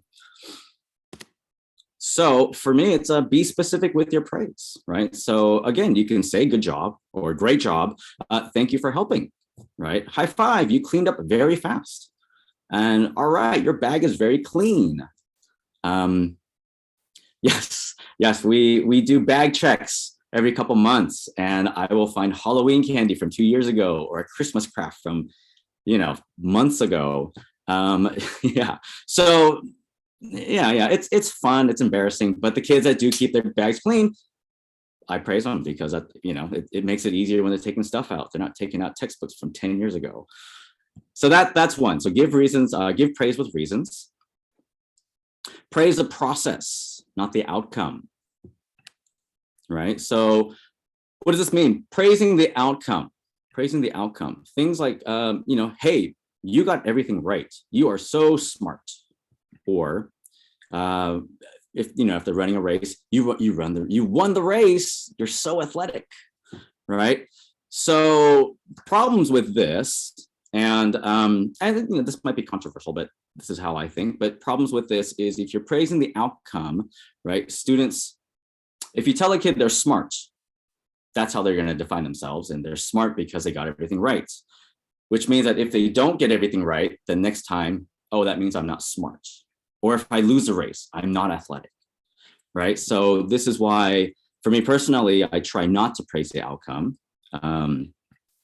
Praising the effort or the process. This sounds like this. So, you studied very hard for this, good job. Or you never gave up during your practices, way to go. And in terms of, reading in our classes, you read the story all the way to the end. Right? There were a couple words that you struggle with, but you kept with it and finished the story. Good job. When kids are learning how to write, you tried very carefully to write the letters within the lines. Good job with that. So again, if you praise the effort, then they are getting noticed for putting in the effort, for trying hard. So next time they will try harder, or they will keep trying hard. So again, praise the process and not the outcome. Another thing that I ask, and this seems to work, is, right, so if it's homework, I'll ask, how much time did you spend on this? So if they're writing very neatly, oh, how much time did you spend on this? Oh, that's a long time. Good job. Thank you for spending so much time on your English homework. Right, so moving on. Another thing that I do is I point out what students put effort into. So comments that I'll make, kids, if they do some writing, but they draw pictures. Hey, you do pictures. Do you like drawing? And we can have a small little conversation about drawing. Maybe I'll show them a really bad drawing that I do and make that little personal connection with them. You added colors. Did you use color pencil? Was it crayon? Just showing a little bit of interest in something that they did. If we give writing, sometimes we give writing pages, writing homework, and some kids will write extra pages. So, hey, you wrote extra pages. Again, how much time did you spend on this? Good job. Your pronunciation was very good. Did you use the CD? Did you practice with the CD? So just making that little, effort to point out something that they did, right? And I kind of liken this to, this is that Facebook like that we all want, we all crave, right? So when we put in a post, picture of something we ate or something, and somebody likes it, we feel good. So same with the kids, right? This kind of ties back to the previous point about praising the process, right? So pointing out what they're doing, not the outcome, not, hey, that is a beautiful picture, you're such a great artist. Those are good comments as well, but I tend to try to praise the process. Finally, this is not so much theory, but this is what I do. So I document the student improvements. How do we do this? Photos and videos. I take lots of photos and videos in our lessons. And if you're comfortable with putting data, your data out there, I upload a lot of my student photos to Google Photos, and it has the facial recognition. A lot of software does that. But what that means is if a student has been with me for 5, 6, 7 years, we can search their name and it'll just show up a bunch of, 5 years of photos of this child. And so sometimes when we're having kind of, some extra time, I'll do that. And we'll kind of talk about, last year's lessons, or, hey, you came to this event. Remember that event? Look at this activity you did 3 years ago and look what you're doing now. Great job. Previous works, right? So sometimes I will take pictures of, there you go. I'll take pictures of previous works, or sometimes, homework that they put extra effort into. I'll take a photo of that and I'll put that also in a kind of Google document. Old notebooks and textbooks. The kids that don't clean their bags, this is perfect, because then we'll pull out a textbook from 2 years ago and we can see, look at this. You were doing this 2 years ago. Look what you're doing now. Okay, don't bring this next week. Stories, this is maybe the benefit of being the sole teacher, right? I kind of know all my students, but it doesn't necessarily have to be a requirement. I mean, you know your students, things that they've done. We have, we live in a very rural area, so we have 150 students, but that comes from about 70 families. So a lot of families have 2 or 3 kids in our school. So I can talk about their siblings, and if their sibling is 2 years younger, then I can tell the older one, well, your brother's doing this, you did that better. Or the little one, I'll tell them, well, your big brother didn't do this as well as you're doing. So things like that. This is just an example. I'll take pictures of student work and I'll put it on Google Documents or Google Photo Album, so we can kind of refer back to them. Okay, so just to kind of summarize, my sort of 4 main things that I do is I, give praise with reasons, praise a process, not the outcome, point out what students put effort into, and to top it all off, we document student improvement. So this kind of helps with, not kind of, this is sort of what I do with student motivation, and really somebody, Tokyo JALT, whether that's Ruthie or somebody had said, that personal connection, it's that personal connection you make with your students. Okay, so moving on. So that's how generally what my approach to motivation, but so how does it relate to reading and, our phonics? So with our phonics, eventually we want them to become readers. So we'll come back to the phonics later. But so now how do we motivate them to read? One, let's see, after they have a solid reading base. So yeah, we'll come back to the phonics and how I do later, but after they have that solid reading base, I introduce them to our reading library. So this is a library that I've built into our school. Okay, we try to make it very attractive. This is kind of pre-COVID times when kids can kind of interact and sit next to each other. But we, I bought these cushions. They can sit here for, a few minutes and just read books. Some of them like, sitting on the chairs, some of them like reading under the table. I don't care, it doesn't really matter, right? Whatever's comfortable, whatever they want to do. But, all right, so we built the library. Another thing we do is everybody has a library card. So we got these library cards printed, they have their names on them, they have a personal barcode on them. And we use this barcode reader system, this library checkout system. If anybody knows Licks on Library, right? I can put this somewhere in notes later, but this allows kids to check out books with their library card. The most important thing, it's all automated on my end. So kids can go in, pull out books on their own, scan their cards, scan the books, check it out, go home, read it, bring it back the next week. I don't have to touch any of it, and the kids are all doing it on their own. And so that gives them power over their reading, kind of gives them control over their reading. And really, that really is like the ultimate motivator, isn't it? Not the teacher telling them, hey, check this book out, read this book out, is letting the children choose their own books, right? Awesome, I have an old scanner just like that lying around. Yes, use it. These are great scanners, it's a good thing, right? Right, so I just wanted to show, I talked to other owners and other teachers who have kind of built similar libraries, better libraries, much better libraries. So I just want to show pictures of some other schools. This is Big Boat English Labs. If you know Leslie Ito, this is her library. Groove and Grizzly, this is Katie Mutter Kato down in Toyohashi. ABC Davids, this is David Chandler down in Osaka. Sunny Phi, this is Tetsuko Nishimura in Osaka as well. But they've all kind of built these really amazing libraries. And I kind of want to end this section with a quote, really from Leslie. So she was sort of an inspiration when I built my library. But so for her, it's not about motivating your students. It's about creating an environment that will then motivate your students, right? So again, you can tell a kid, read this book. I think, you love dinosaurs, read this book. They might not. But if you give them a comfortable reading area, put lots of books, and just build the mood, build the environment, if you build it, they will come, sort of thing. All right. So with that, now we're going to go to the achievable part, right?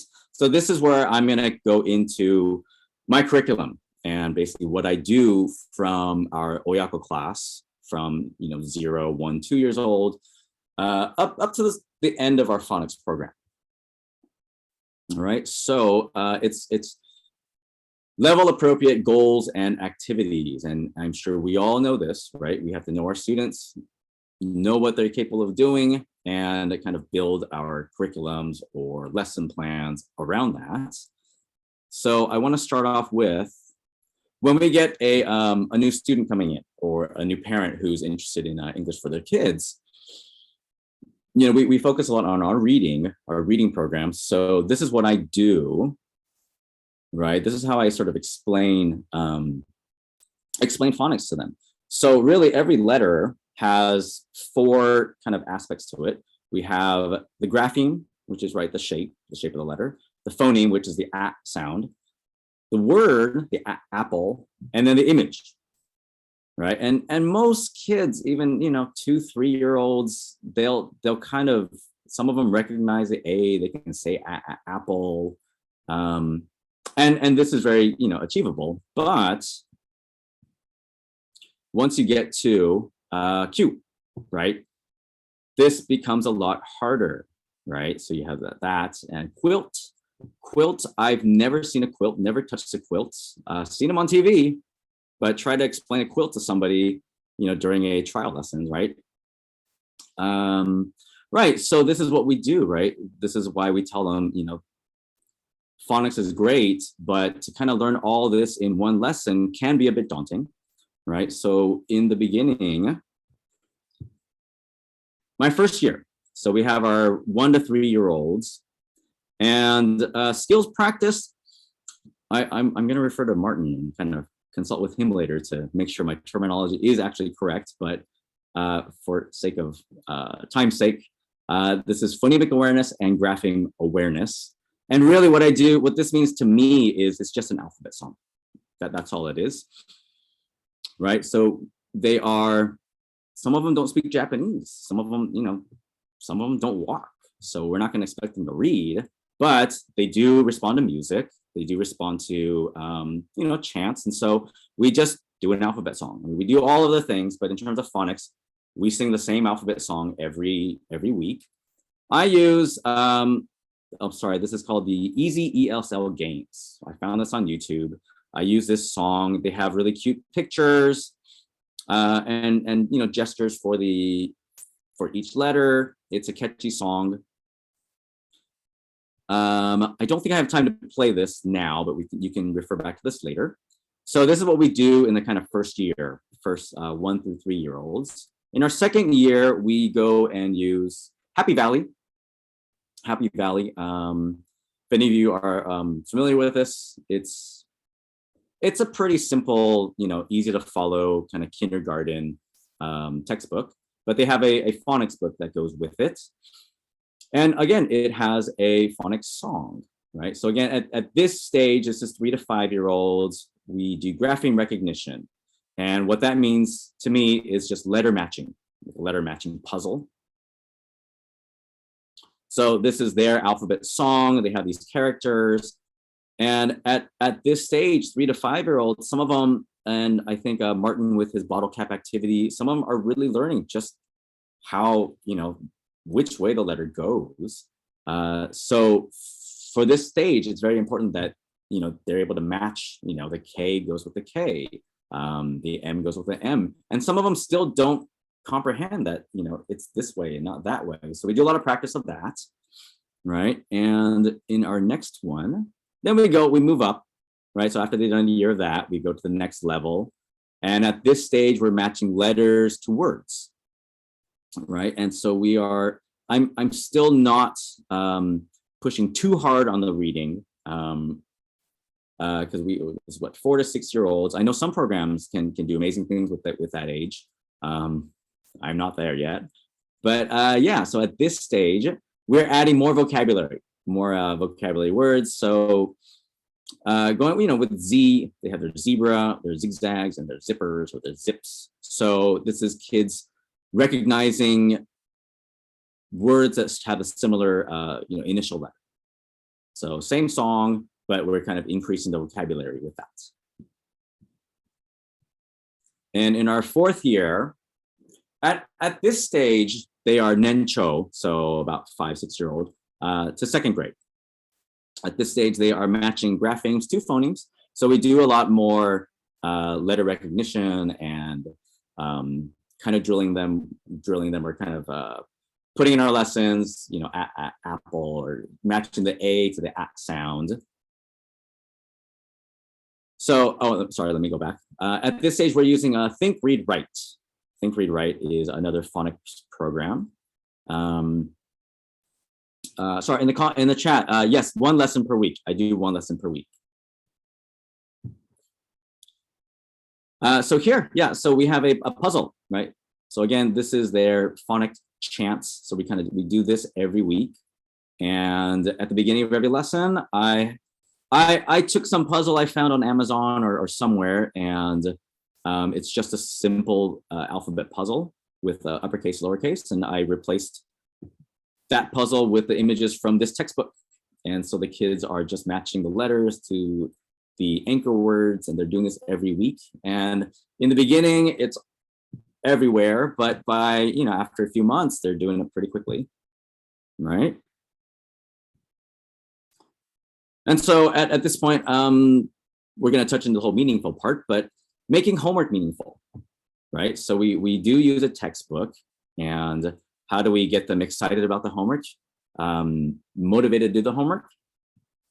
So for example, in this book, in our Think, Read, Write book, this is one of the homework pages, right? They're just matching the letters, uppercase to the lowercase over here. And, it's a pretty simple one. I think the kids will enjoy it regardless, but I will put this in the lesson, right? So we're actually fishing for different letters. So once we do this in the lesson, when they go home or when we introduce the homework, we can make that connection. Oh, it was fun in the lesson. Maybe it'll be that much more fun at home. Maybe they'll remember that story. Or when they're doing this homework with their mom or dad, they can tell that, we did this fishing activity that was really fun in the lesson, right? Plastic fishing rods. Yes, I got these at Daiso. Some of the Daisos have them. I bought them all, so you might not be able to find them, but if you can, get them. All right, and then so after that, we're in year 5. This is our first graders to third graders. Now we're doing CVC, right? So consonant, vowel, consonant, and we're reading and writing of that. At this point, we're using Think, Read, Write 1. Let me just, sorry, I'll go back up just a little bit. The starter book just really focuses on the individual letters, and so the A and the A, the shape of A, we're not doing a whole lot of reading. They do some kind of VC, vowel consonant blends, but that's not really the point of this book. At this book, then they are actually expected to learn how to read 3-letter words, 4-letter words. And they each come with it comes with a reader of 10 stories that, what's in the next slide? This is the reader. This is the reader. So in the first unit of the textbook, in the first unit, we're learning just the vowels. So a, e, a. And the second unit, we're using 5 kind of very common consonants. So kind of B, C, G, K, and P. I almost forgot there. But after they learn those 10 letters, then we move into the reader. And in the reader, I can't zoom in on this, but in the reader, they're only using those 10 letters, and they're reading a very simple story, right? A bag, a big bag, kick a big egg, an egg cup. It's a very simple story. There's only 10 words in the story. I'm sorry, excuse me. There's only 10 letters in that story. So it's very achievable. And then we go back to the textbook and we learn a few more letters, and then we'll go back to the reader and then put those letters into use, into practice. And at this point, they're learning, they've only learned 16 letters, but they're reading a story like this. And by the end, when they've learned all 26 letters, then they're reading a story like this. But by this point, they've learned how to put the words together, how to break words apart. And so it's very achievable. Shadow reading. This is a skill that I learned fairly recent, maybe a year ago. I will come back to this, but this is such an amazing tool. If you know this, shadowing or shadow reading, you know what I'm talking about. If you don't know, then give me 5 minutes and then we'll do a little example. Right? So going back to that first, let's see, that's a long passage, independent reading. I will come back to this, I hope, or we can answer this later. But so for the first story, what I do, so I'll take this story and I will build a whole lesson around this, maybe a whole kind of month-long lesson around this, not necessarily just reading this, but we're playing with it. We are taking the grammar from it, we're taking vocabulary from it and doing different activities using this story as a base. So I want to share this video of my students just acting this out. We're doing these really big gestures, and let's see if we can. So again, if my connection is bad, I'm sorry, but let's see, this is not, excuse me. There we go. A big bag. A cup. A cup. A big cup. A big cup. An egg. An egg. A big egg. A big egg.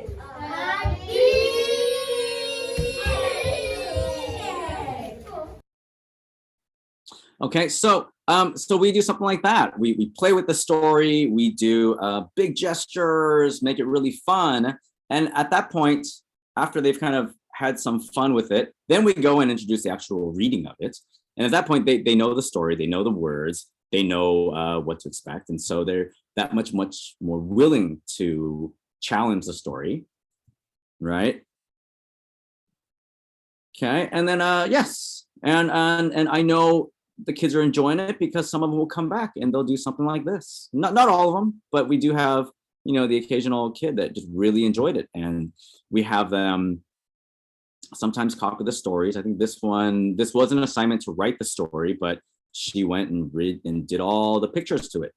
And so going back to that, my point earlier is I will talk about the pictures and what kind of colors did you use. And I think she wrote She drew an American flag for that cup. I didn't notice that. All right.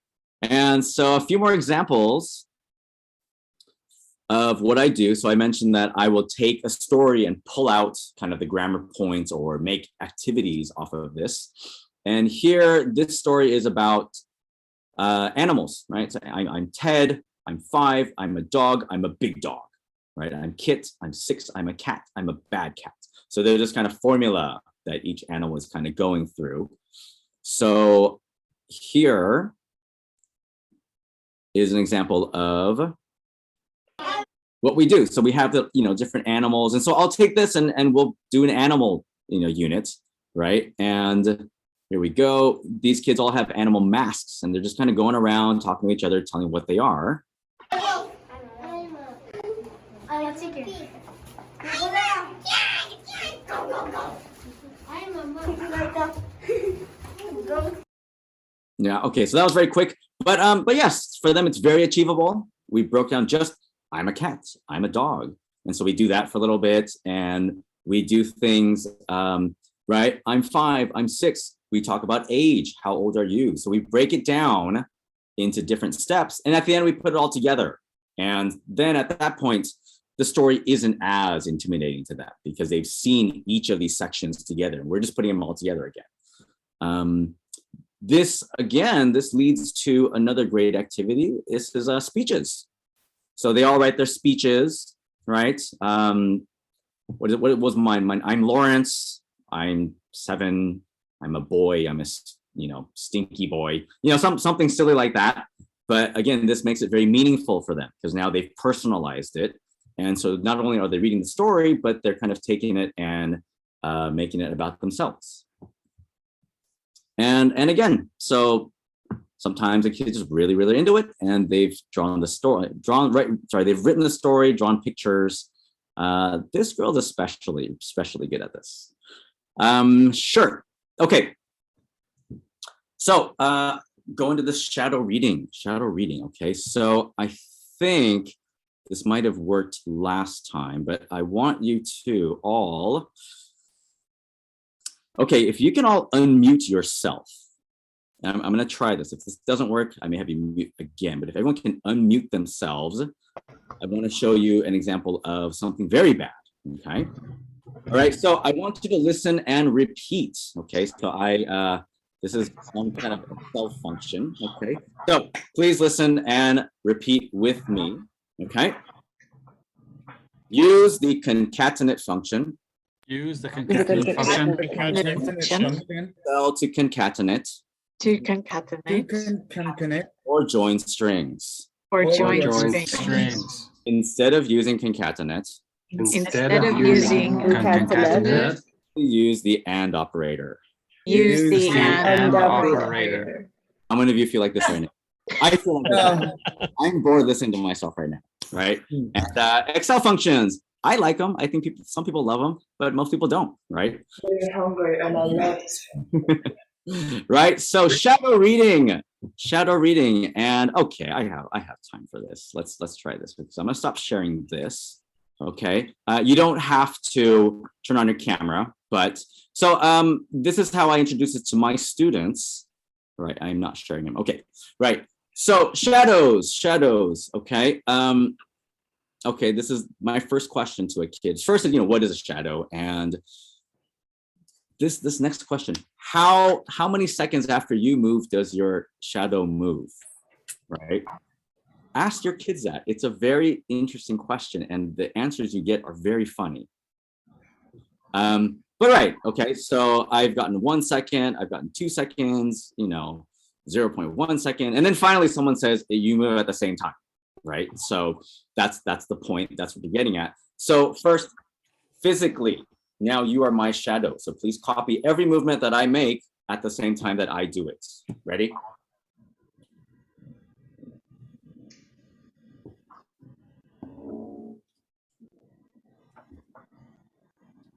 Good job. Okay, right. So, and we do this with the kids, and they have a lot of fun, But now, you're my physical shadow, so now you're going to be, what is my voice shadow? Okay, we'll say that. So what I want you to do now is, as you listen to me, I want you to copy and say it with me. Okay, so not a listen and repeating, not a listen and repeat. You're saying it with me as I'm saying it. And I'll let you know you're going to be copying my intonation and all of that. Right. So now let me share the screen. Okay. So here we go. We're going to do some quotes. We'll do some impersonations. All right. Ready? So you are my shadow. Here we go. Life is life. Life is like a Never know what you're going to get. Yes. A little bit faster. You guys can be a bit faster. Okay. Next quote. Ready? Ready? Whoa. Whoa. Whoa. I know Kung Fu. And to finish it off. Ready? Say hello. Hello to my little friend. Oh, wonderful. Wonderful. I should be proud of all of you guys. All right. So one more time, we're not going to be listening and repeating anymore. Now you're going to shadow read with me. So we're going to do this quote again. Okay, so here we go. Good luck. Use that Excel to connect or join strings. Instead of using concatenate, simply use the We're using. All right. So, okay, so if you can all mute yourself again, that'd be great. Yeah, so shadow reading is great because kids are copying your intonation, right? They're not I mean, they are kind of picking up words, but that's not the point of shadow reading. The point is to read like a natural reader, right? So it's great. I have an example of it that I think everyone's gonna love. I know Ruthie really loves this one, right? Oh, before I do that, okay, so just one of the libraries that I showed earlier, this is Sunny 5, this is Tetsuko Nishimura up in Osaka. She has a bunch of iPads and she has all her books or most of her books on tape or on tape. She has most of her books in digital versions so kids can listen to the books and do the shadow reading, and they're all great at that. If you ever have a chance to talk to her, please do. She's such a great teacher, right? So here, this is an example of my students doing shadow reading with the CD or the digital version of this. Okay, so I'm going to put this here. Buzz, buzz, buzz. I'm a big fast bug. Ah! It's a big bad bug! Okay, so that was them shadow reading. They were looking at their textbooks, but initially the first time we do it, we don't use the textbooks. We will just do the reading, or we'll just have them listening and they're copying it. We will then ask them, you know, what words did you hear? What did you get from the story? And then again, so then we'll take out the textbooks and they'll be reading and also listening, shadow reading all at the same time. It's a good process. It's really good. I started doing it about a year ago, maybe 2 years ago, and we've just seen a lot of improvement in just the way kids reading and the motivation and the performers. This is where the performers come out. Right, so time, okay, I think I'm okay with time, right? So moving on. Year 6, this is 2nd to 4th grade. We do a little bit more longer words, and at this point, I would take passages or grammar points from the textbook from the readers, and now they're doing a lot more paired conversations, and they're writing their own stories. I'll come back to this, but paired conversations. Okay, so what do I do with this? For example, this is the unit 5. They're learning R, L, H, and W. In the W page, you know, there's watermelon, win, web, swim. These are the words that they're using. So I will take, for example, swim and wind, and I'll make kind of questions and answers that they can practice with. So for example, how's the weather? It's windy. How's the weather? It's sunny. So we'll do a lesson of weather and we'll teach weather words. Or can you swim? Yes, I can. No, I can't. So we'll do a lot of verbs or action, you know, the can you. And so we'll build a whole unit around that from just really these words here. So this lesson, it's kind of a 2-step kind of question and answer, but It's where are you? I'm in Hokkaido. And how's the weather? It's snowy. So they're all holding these cards that we prepared. Where are you? Where are you? In Hokkaido. How's the weather? How's the weather? It's cold. No. Where are you? Where are you? I'm in Kanto. How's the weather? Where are you? It's cold. Okay, so we do a lot of these paired conversations at this point. They will have these cards, they'll say what's on the cards, and then they'll switch, and then they'll have a new card, and they go to a new pair.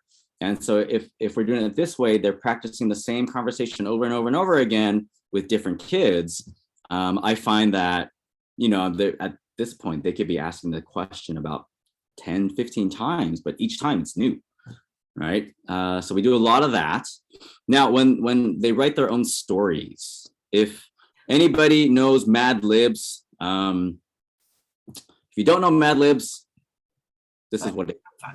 Right. So Mad Libs it's a game. It's kind of it's a nerdy kind of grammar, word game where you get not as fun as Wordle.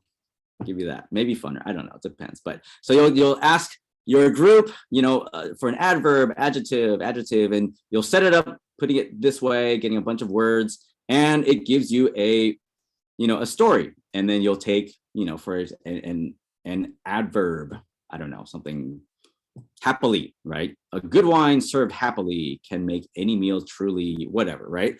So I took this and I use this for our readers, right? And so at the final stage of the final lesson in our units, kids are making their own stories in a sort of a controlled way, but I'm going to have you guys now do this with me. So in the chat, right? So in the chat, here we go. Okay. All right, I will speed through this. So please, in the chat, I need 3 nouns and 2 adjectives. Or if you want to unmute yourself and just yell them out, that'd be great. Okay, so I see house, toilet. All right. Toilet. Helicopter. Okay. Let's try that. Okay. And we will go fragrant and ugly. Okay. Perfect. All right. And give me 1 second to set this up.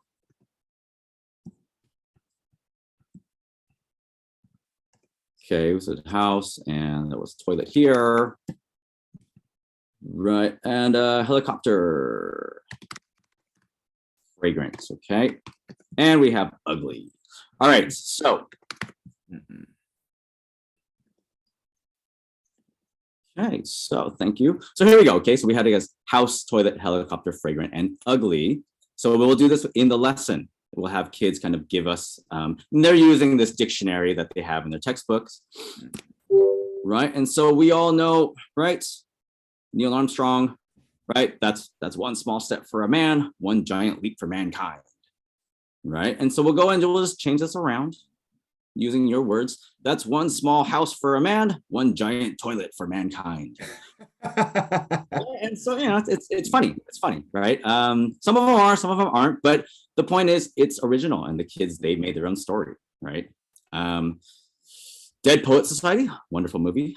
I think I did the order wrong, but right. Carpe diem, seize the day, boys, make your lives extraordinary, right? But carpe diem, seize the helicopter, boys, make your lives fragrant, right? And our last one, right, Sixth Sense. Right, if you haven't seen it, I think that's shame on you. It's an old movie, all right? Spoiler alert. So, the climax of the story, it's I see dead people. But what you guys came up with, I see ugly people. Right, so a very different movie. I probably would want to see that movie. All right, so I'm kind of coming to the end of my time. So I think we're okay. Okay, I can kind of race to the end of this. Right, so this is a quick sort of sample unit outline of what I will be doing. This is the final story in the second year of the first book. Right, so the pig has the egg, he runs to the grass, something like this. again, we've already kind of built up, to this, we've built up to this level of reading over the course of the 2 years. But what I would do is break this down into kind of 4 lessons of 4 lesson units. Shadow reading, we'll start with that. We'll do adjectives and verbs, kind of practice with that, right? There's a mad, runs, so it kind of leads to that. Right here, yeah, runs, pats, mad. So that kind of leads itself to a verb and adjective kind of activity. This would be an example of one of the kind of paired kind of conversations that we do. So I'll give them a sheet of characters that they probably know, and they'll just pick somebody and kind of describe someone, right? She is Elsa, she is cold, she can sing. He is Totoro, he is big, he can jump. So something like that. So they're practicing different adjectives and verbs. And yeah, and kind of in week 3, we'll do the Mad Lib stuff, right? So I'm getting the words from here, and I will kind of race through this part, but they make their own story, right? The cat is a lady, the dog is hurt, right?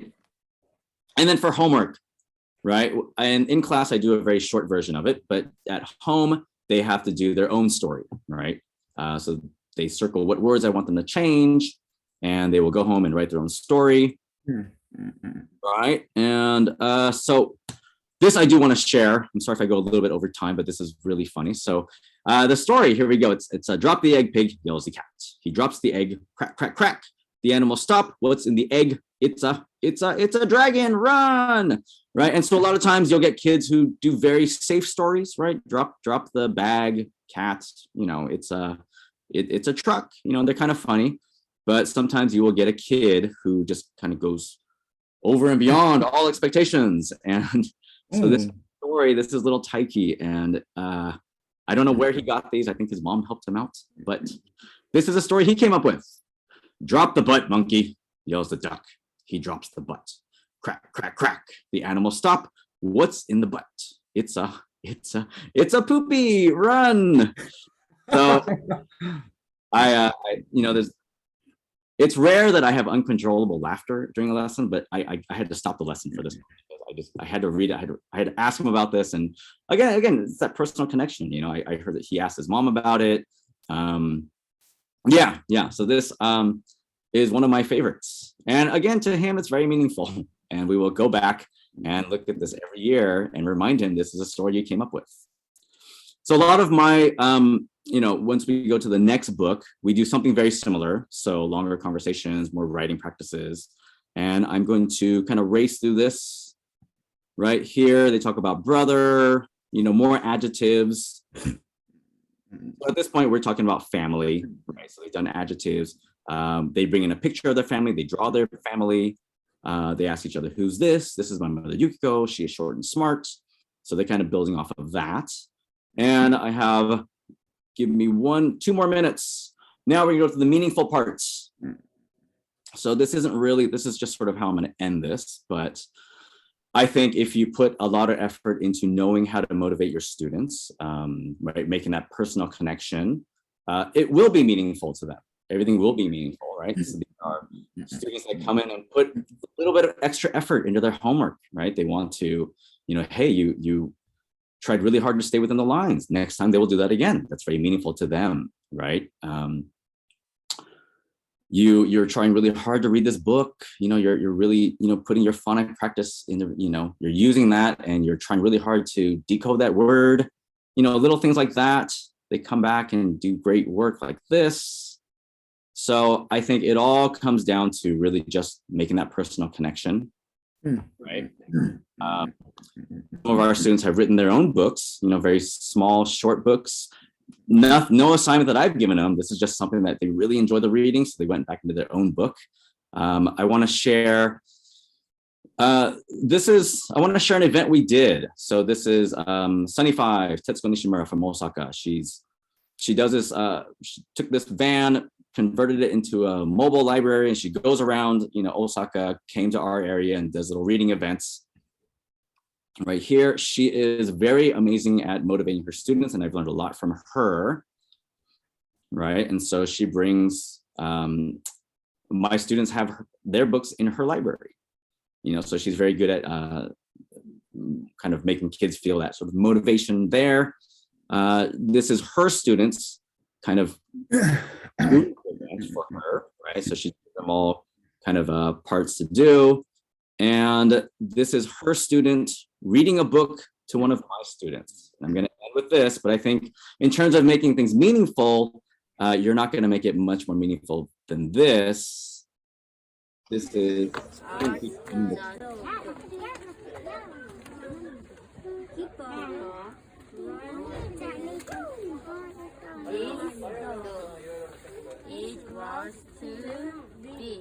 Oh.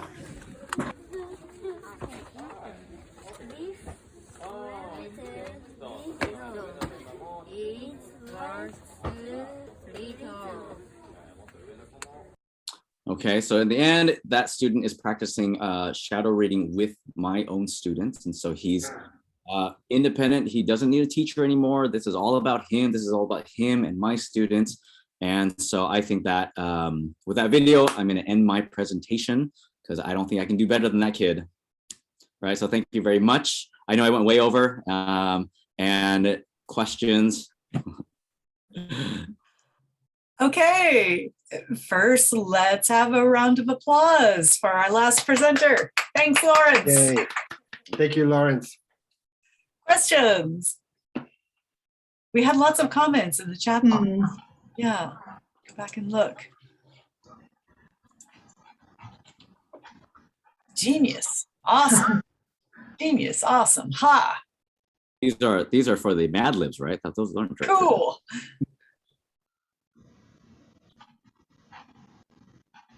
All right. Texts are pretty small. Texts are pretty small. I think that the picture was small. It's a regular A4 size book, and so the texts are. I think that Michiko had kind of made a comment on that. The texts aren't that small. I think it looks small in the picture because I had to kind of shrink the text a little bit, but.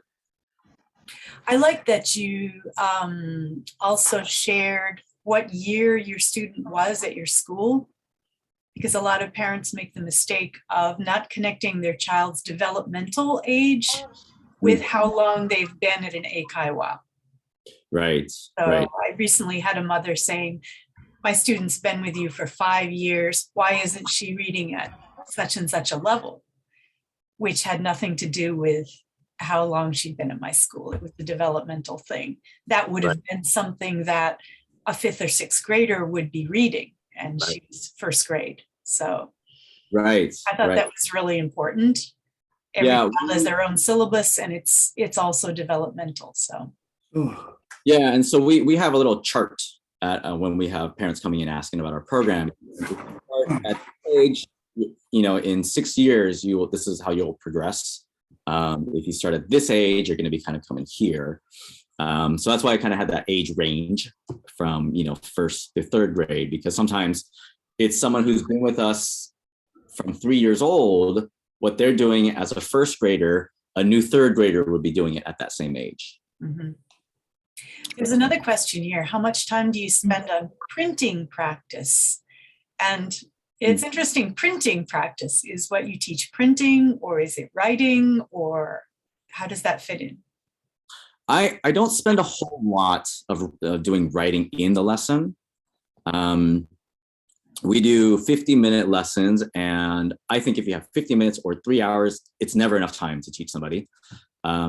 We will do just the initial kind of, this is how to write a letter, or little comments, oh, good, writing the lines, and then do a lot of writing homework. Right. And so what we would do is, if we're learning maybe, A and E, at and et for homework, they're going to be writing a couple lines of each, right? Nothing too much, but very achievable. And then the next week, we're kind of circling it. In terms of motivating them, some kids really love doing it. So we have notebooks. They kind of level up on notebooks, more lines, smaller lines. So the more they do, the quicker they can level up into their notebooks. And it's very simple, but it's very, very motivating for some of the kids. We had one kid, this girl does like a page a day. And I was, this kid is highly motivated, but then the mom tells me, or she told me that her mom makes her do it. So whether it's you know, what is that? I guess that's sort of extrinsic. I don't even know it's motivation. No snack until you do your writing homework. I guess that is motivation, isn't it? That's blackmail. Okay, well, it's exactly 5 o'clock, but if whoever is free to stay, if you have questions for Lawrence or either of the previous two presenters, Namiko or Martin, Gabi and I are here for a while, and you're free to take questions or follow up on any of the ideas that were thrown around. Here's one. It's like you focus on reading with some writing. How about your students' conversational ability, Lawrence? So at, I wouldn't say they're able to kind of sit there and just free talk. But we do, so I showed like the videos I showed where I'll take passages from the reading. They do a lot of paired conversation. And in the early stages, it's one question, maybe one, you know, maybe two questions. But once they've kind of built a good, repertoire of questions, then at some point, you know, later on when they're kind of 4th or 6th graders, we can just put a list of 10 questions on the board, and they can kind of pick and choose what questions they're doing. We focus on, at that stage, we do, okay, responses. And especially now, we're online now. And so we're putting our 4th and 5th graders in breakout rooms, and I'm kind of going in and listening to them. And it's, you know, what fruit do you like? You know, something simple. What fruit do you like? I like apple. And that's it. So we're working a lot on, okay, just a response. Oh, okay, me too. Next, we're going to do follow-up questions. So we do focus kind of a lot on conversation as well. I think we are a conversation school, right? I do want to build a reading where they can do the reading at home, and they don't, they can be motivated to do the reading at home. But in the lesson, yes, we do spend, I would say, half the lesson on them speaking to each other.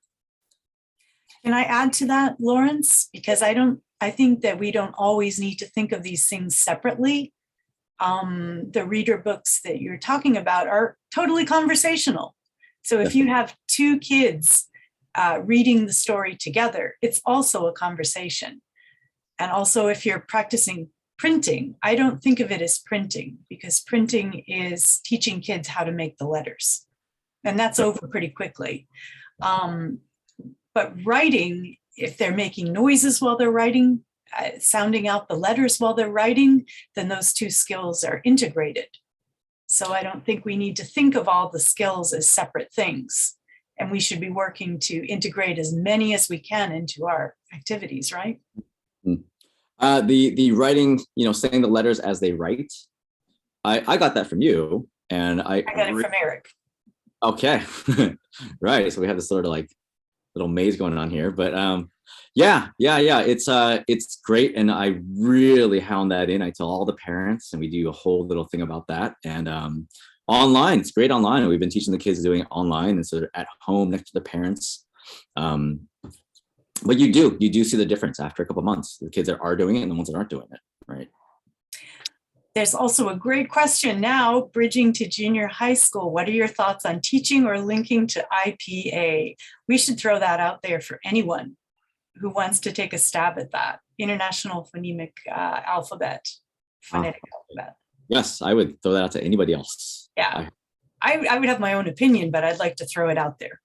Okay, I don't even know if I have an opinion on this. I want to know this too. It's how the generation before us would have learned. Okay. Before there were native speakers, many native speakers teaching in Japan. Okay. I'm happy to say something on it. I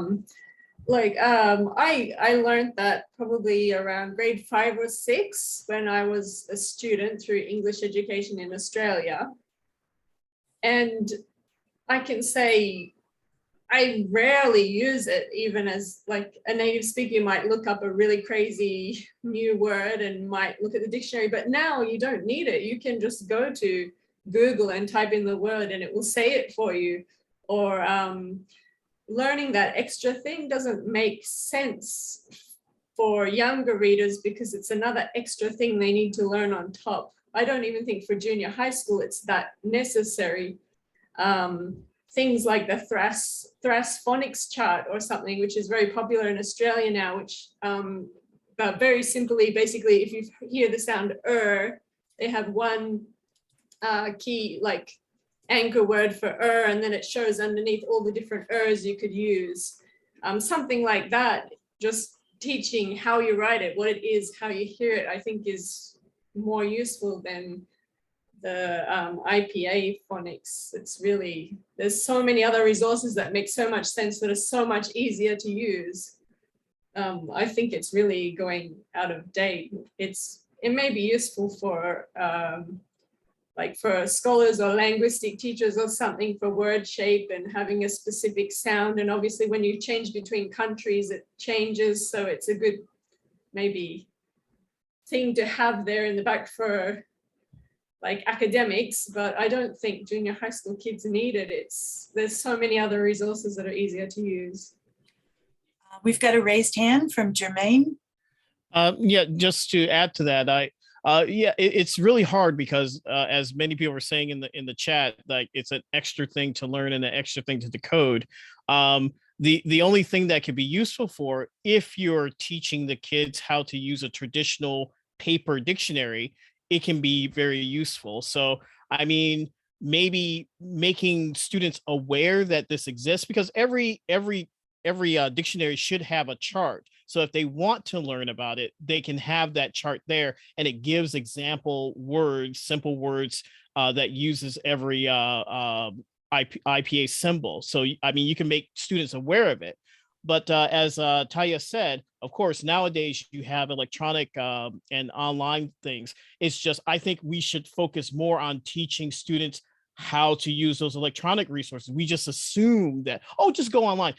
I find teaching first-year students at university, they have no clue how to use dictionaries online or paper otherwise. So I have to like go back and say, go to dictionary.com or go to oxfordlearnersdictionary.com, use these dictionaries. Here, look, you can click on this little button here and it will pronounce the word for you.